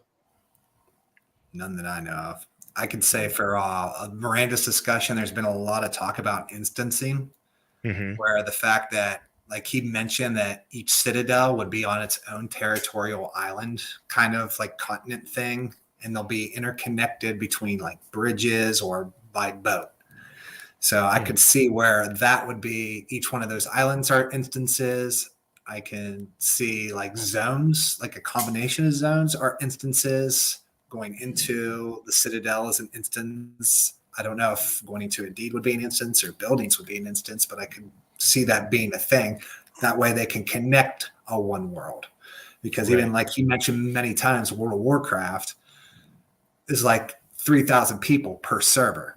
How many people is going to fit in this world, and how many instances, are there going to have to be required to fit all this into one world? And then there's going to be those interesting situations where you're getting ready to cast a spell, probably a costly one, and then there's some potential lag somewhere within the system. And things just go sideways, and you're like, my money! The transaction went through, screen froze. I'm sure mines would be instances, dungeons would be instances, just you can imagine. And on the same topic, we have game sizes and zones.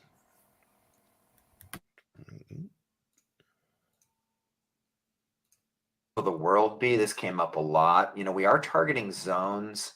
Zones we think are going to be 500 meters by 500 meters, maybe up to 1,000 meters by 1,000 meters. It's really about how does it feel with the total number of things in the world? What can the tech support? Does it feel too sparse when you're walking around? Is it too packed in tight? So we look at what the tech can handle, what your systems can broadly display, and then kind of tune a zone size around that. Now, those are the zones themselves. Those zones we can have, I'm not going to say infinite, but there's no limit to the number of zones that we could extend to over time. As many zones as we feel makes the game better. For every zone that's out there, we got to create new content. For every zone that's out there, we got to sprinkle a little materium in there. I think there's an upper limit, but I can't go on record saying what it is. Maybe 100,000, tens of hundreds of thousands. That's pretty beefy. And I think one of the things that we want to do too, guys, is I feel like zones get forgotten. Like there's a zone, and then over time, it's like you just don't care about the old zones. All you want to do is, So I'm really kind of hot on the idea of having zones change and morph over time, having new things appear in a zone, so that there's kind of reason to go back there now and then. I don't want a game that just is continually moving you away from an initial zone. I want you to have reasons to come back. I think we can do that. Zone. So the max size that they're talking about of size of zone is 5,000. What was the size of the last play test? Do we know? Was that 100 or was that the same size? Because the next one is going to be about 325 I don't remember. meters. It's documented though. You actually said it back whenever we did that play test. Yeah. We go back to the video. It was a while ago. So yeah, I think they started it slow and then let more people in and tried to break it. Mm-hmm. It was less than 1,000, definitely. Yeah, 5,000 it's a big area. That's a pretty big one.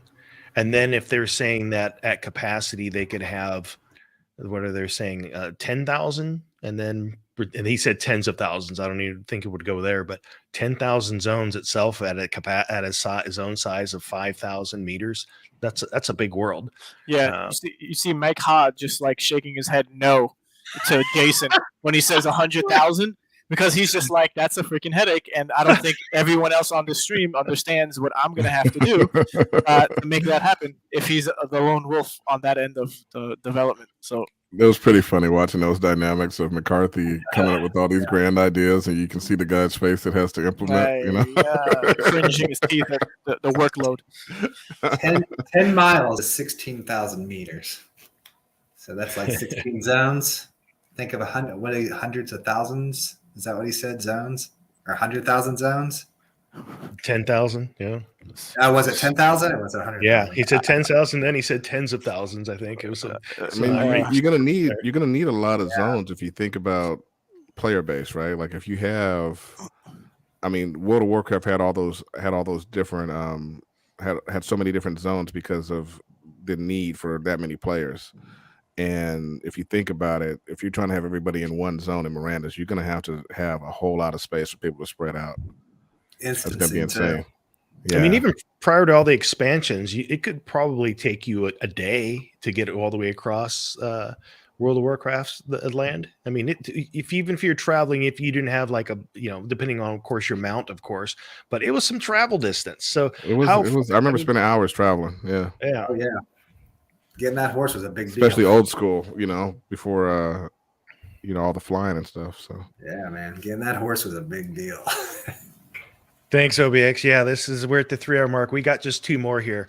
He's already had a couple breaks. Me, man, this is a green screen. I just do this from my bathroom. This is a pre-recording of myself just reacting, so I'm sleeping.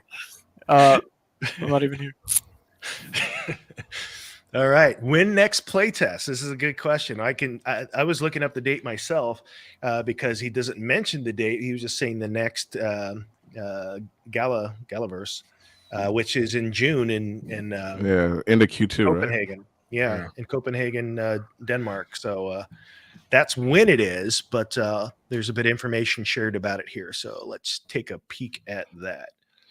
Win playtest. Oh, here it is. It was hiding. Playtest that'll be released at the next Galaverse is what we're going for. That playtest will let you earn more Materium because we need your help testing it. And we need your help testing it by jumping in, shooting an arrow, and killing a goblin. A little dummy goblin target will be walking around. That's kind of what we're trying to do. We're trying to do that at scale. How many people can we have in that level, all firing and casting those rays at the same time, those physics objects? So that'll be really helpful if you guys could help us with that. And people that do, there'll be another Materium grant. We are sequestering everybody in one kind of sub-zone for the next playtest. It's going to be like 350 meters by 350 meters. It's just going to be like a field. Again, we're trying to test something like number of players, number of cast arrows, and is damage working properly when an arrow connects. So we want to kind of sequester everyone in this field. But what you'll see in that field is far more indicative of the graphics in the final game. We've got some cool stuff happening with grass, the look of the trees, kind of a field surrounded by a tree line, mountains in the background. That's going to be exciting to kind of see just like what the next level of polish that they've thrown on, just to see what that will look like. They've put up a number of, renderings, but nothing that really, I'm looking forward to see what it's going to look like compared to what we've seen in the past. That's right. We've got some archery practice here. Yep. Yeah. I like how you call the target towards you when you pull back. Yeah, that's cool. I like the opportunity to go get some more material, man. It's a grant. It's all good. Excuse me, sir. It's a grant. It's a grant. It's my stimulus. Yes, stimulus check. Yeah. Now the question is have they worked out the mechanics enough to where that you will need to log in with each one, or is it going to be a similar thing where you log in, you participate, you shoot some arrows, but they're just going to check all the boxes for your exemplars? Mm-hmm. And then people were worked up again about the deed owners not getting any, and it seems like I always hear people complaining about that, and I didn't realize there were that many deed owners who didn't have exemplars. It's just odd to me because you figure eventually they're gonna need deed owners to come in and test stuff eventually as well, because you're gonna have to come in and start placing these deeds down at scale. They're gonna need to be able to see how that's gonna work out. Yeah, they could always have their own test. You said what? I said they could always have their own test for just. Well, I think there's gonna definitely be their own test. You know what I mean? So I don't understand why everybody's in an uproar about it. Especially because you probably have exemplars also. I don't see why you would have buildings and deeds and not have any exemplars. That's a strange complaint. Yeah, you got a land deed, but you don't have a $200, or I don't know what they're up to now for the lowest price point. 200. Yeah, it's under 100 for some of them. Yeah.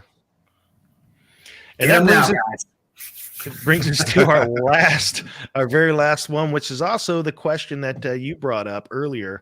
bona fide about the mobile app part. And so, yeah, I think we'll have a few things to talk about. But yeah, we've made it through this stretch here. We're almost at 3.5 hours. But thanks to all of you for hanging with us. We've had a pretty same viewer count that extended through the whole time. But yeah, to this answer last that question right quick, the Weaver right now is for 150.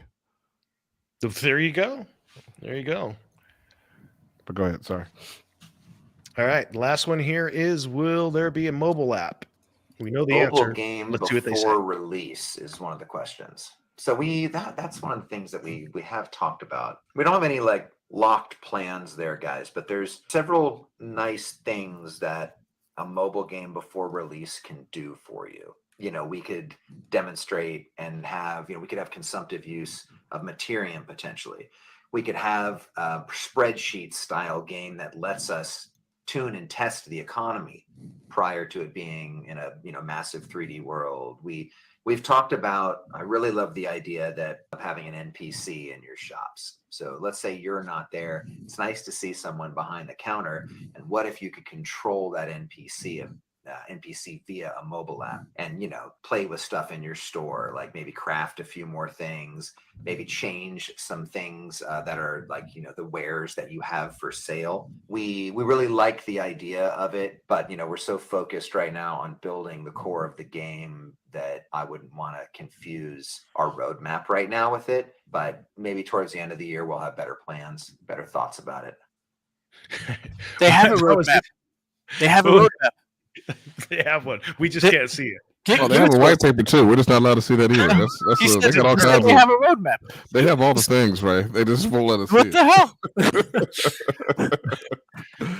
Because it's going to change. What I thought was interesting about that is that he went on saying all the pluses for doing it, but then we don't have that in the roadmap. But here's all the good things. If we were going to do this, here's what we could learn. It's like, I hope that they change their mind on that one, and I think that Mirandus will be a much better overall experience if they use a mini game like that to seed the economy. And that's going to allow them to test and see like how much material is needed for this, how much ore, how much, different components are needed for crafting. I think it's important. I mean, because otherwise what we're facing is, and this might be their strategy, this might actually be their plan, because what they did for Townstar, if you remember, was they put the game out and the economics they built on top of it after the game was already live and people were already playing it. So they might end up doing the same thing with Mirandus, which I hope they don't, because it's going to be very weird for us to be playing the game in anything beyond a beta format without a live economy there. It's going to be a weird game. Yeah, for sure. And if I may, so we are the Guild of Rome, and we do have a guild for Mirandus. And anyone who's watching with us or after can expect all of us to be playing the next beta. We'll have our numbers out like we did the last beta test, and we broke the all game. The beta tests. We AKA quote unquote broke the game to climb the highest tree. So I don't know if we have any photos to show that. We do, and we can. That was you that led that, right? I remember that. Yeah. Well, it was a group effort, but yeah, I did. Yeah. I did personally want to get to the top, and I kind of rallied the troops. But yeah, I remember that. If it wasn't for the community and some participants from the actual Gala Discord, some of them helped out there too that we never knew before. So it was a great time, and we definitely challenged ourselves to finally get to the top. We had the success, and and the reason we did this was because we thought that there was something on top that would give us clues to solve the riddle that they had across the land. I forget exactly what we needed to get together to access a wallet address which had funds in it. I think that was the it was $1 million challenge. Gala. Yeah, and then what's his name? The general. Congrats to him. He was the one who actually accomplished that. But we are one of the many few guilds, I'd say, for Mirandus, the ones that I know of, but one of the more active ones. And Punjab, by all means, share your group, because we have a strong connection between ours, Rome and yours, if you want to. Could be muted. Yeah, he's muted. But yeah, join up the Discord to continue conversation on Mirandus. We have specific channels for that, and we could all have fun and join in and build some relationships amongst ourselves. So and continue this journey together for Mirandus. Tell your friends. Tell your friends. Awesome, man. So yeah, that completes the AMA review. Man, those are kind of a beast to edit and chop up, but we always learn a bunch when we do. And I think it made for some good talking points. And even hopefully, McCarthy, hopefully you at some point you're watching this, you and your team, and hopefully you got some ideas. And we still would love to have you here on the show, do some theory crafting together, pick your brain, get some thoughts and ideas about how you see this thing developing further. It's we love what you're creating. We still have lots of questions, but we like to see that there's progress now. So that's a very good sign. And also, I've said it before, and don't mean to pick on you there, Bitbender, but as you saw here, the overwhelming majority of these questions came after you left. So you don't really need to be on these as a watchdog. McCarthy does just fine. So hopefully he'll continue to do more of these. Yeah, some lighthearted jokes, but without a doubt, we're here for the long haul. We care about not just Gala and Mirandus, but the overall space and its success. So, and that requires everyone to participate, be constructive where necessary, and then learn along with these developers and projects. So, it's great to be here. And Jess, thank you so much for the editing, right, for today's show. And Punjab, he lost audio and video. Let me pull up his information before we head out. I guess you guys could talk on something, and then I'll bring that up. Yeah, man. I'm excited for the playtest whenever it does happen. That's for sure. And I'm excited to see McCarthy and the team actually having some progress where we're actually able to see updates, on a fairly regular basis now, and actually see a lot of improvement. So yeah, shout out to Gala Games and Mirandus, the team over there. That's the only game that I've really been interested in over there from day one. That's the one that brought me over. I play a little Town Star, but I mainly do that just biding time from Mirandus, basically, and because I'm part of the ecosystem. Indeed. Yep. So you guys want to preface what and are we doing this on this stream? You're adding Nifty to it now. Is that what we're going to do? And then are we going to have that separate as well? Yeah, we're going to start another stream and then play the pre-recording. You got information on Punjab's guild, Ray? Yeah, so you can head over to the Mirandus Farmers. That's the name of his guild. And right here, if you want to, I don't know how detailed you can see it, but this is his channel, and you can check it out and learn more. By all means, hit him up. She's a great community member for Gala Games and Mirandus specifically, and and check out their YouTube channel. He does his own podcast, and he does similar theory crafting about what's going on in the community and the game in general. So check him out. Yeah, anybody who needs a link or whatever, you can hit our Discord or hit me on Twitter or anything like that, and we'll get it to you. For sure. I don't know if they have a website or not. Do they have a website they can go to? No website that I know of, but we'll have the link for his YouTube channel in the description, which could lead you down the road to the Discord as well.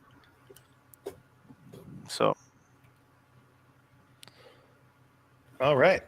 So are we So again, I'm curious. Do you want to preface what the next stream was going to be?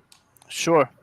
So we have the founder of Nifty Island, who took time out of his busy schedule to be interviewed and talk about the game and what's happening, recent developments, the how it all is going to work in Web3 with its NFTs, and similar to maybe interviews you've seen before. We asked Fancy and we asked questions on where they're at, how the team is doing, if it's solvent or not. The usuals we cover, just like we do with every other game we talk about. We cover some of the topics and questions that the community might have, and it's definitely a project I'd consider everyone keeping an eye out for. So yeah, I hope you enjoy it and learn from it and take what you need.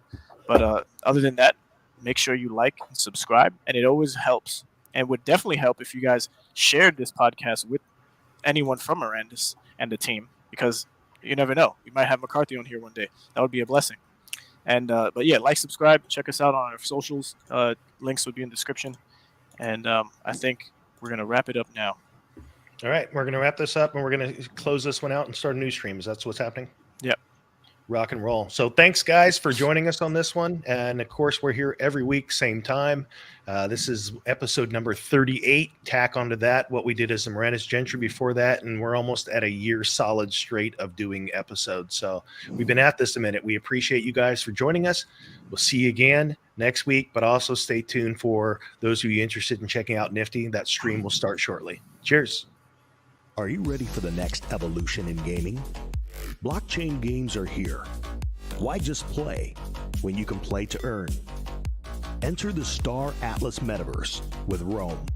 Star Atlas is a grand strategy game of space exploration, territorial conquest, political domination, and so much more.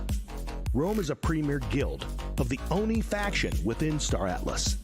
Rome is here to play and to earn. Want to take part in the action?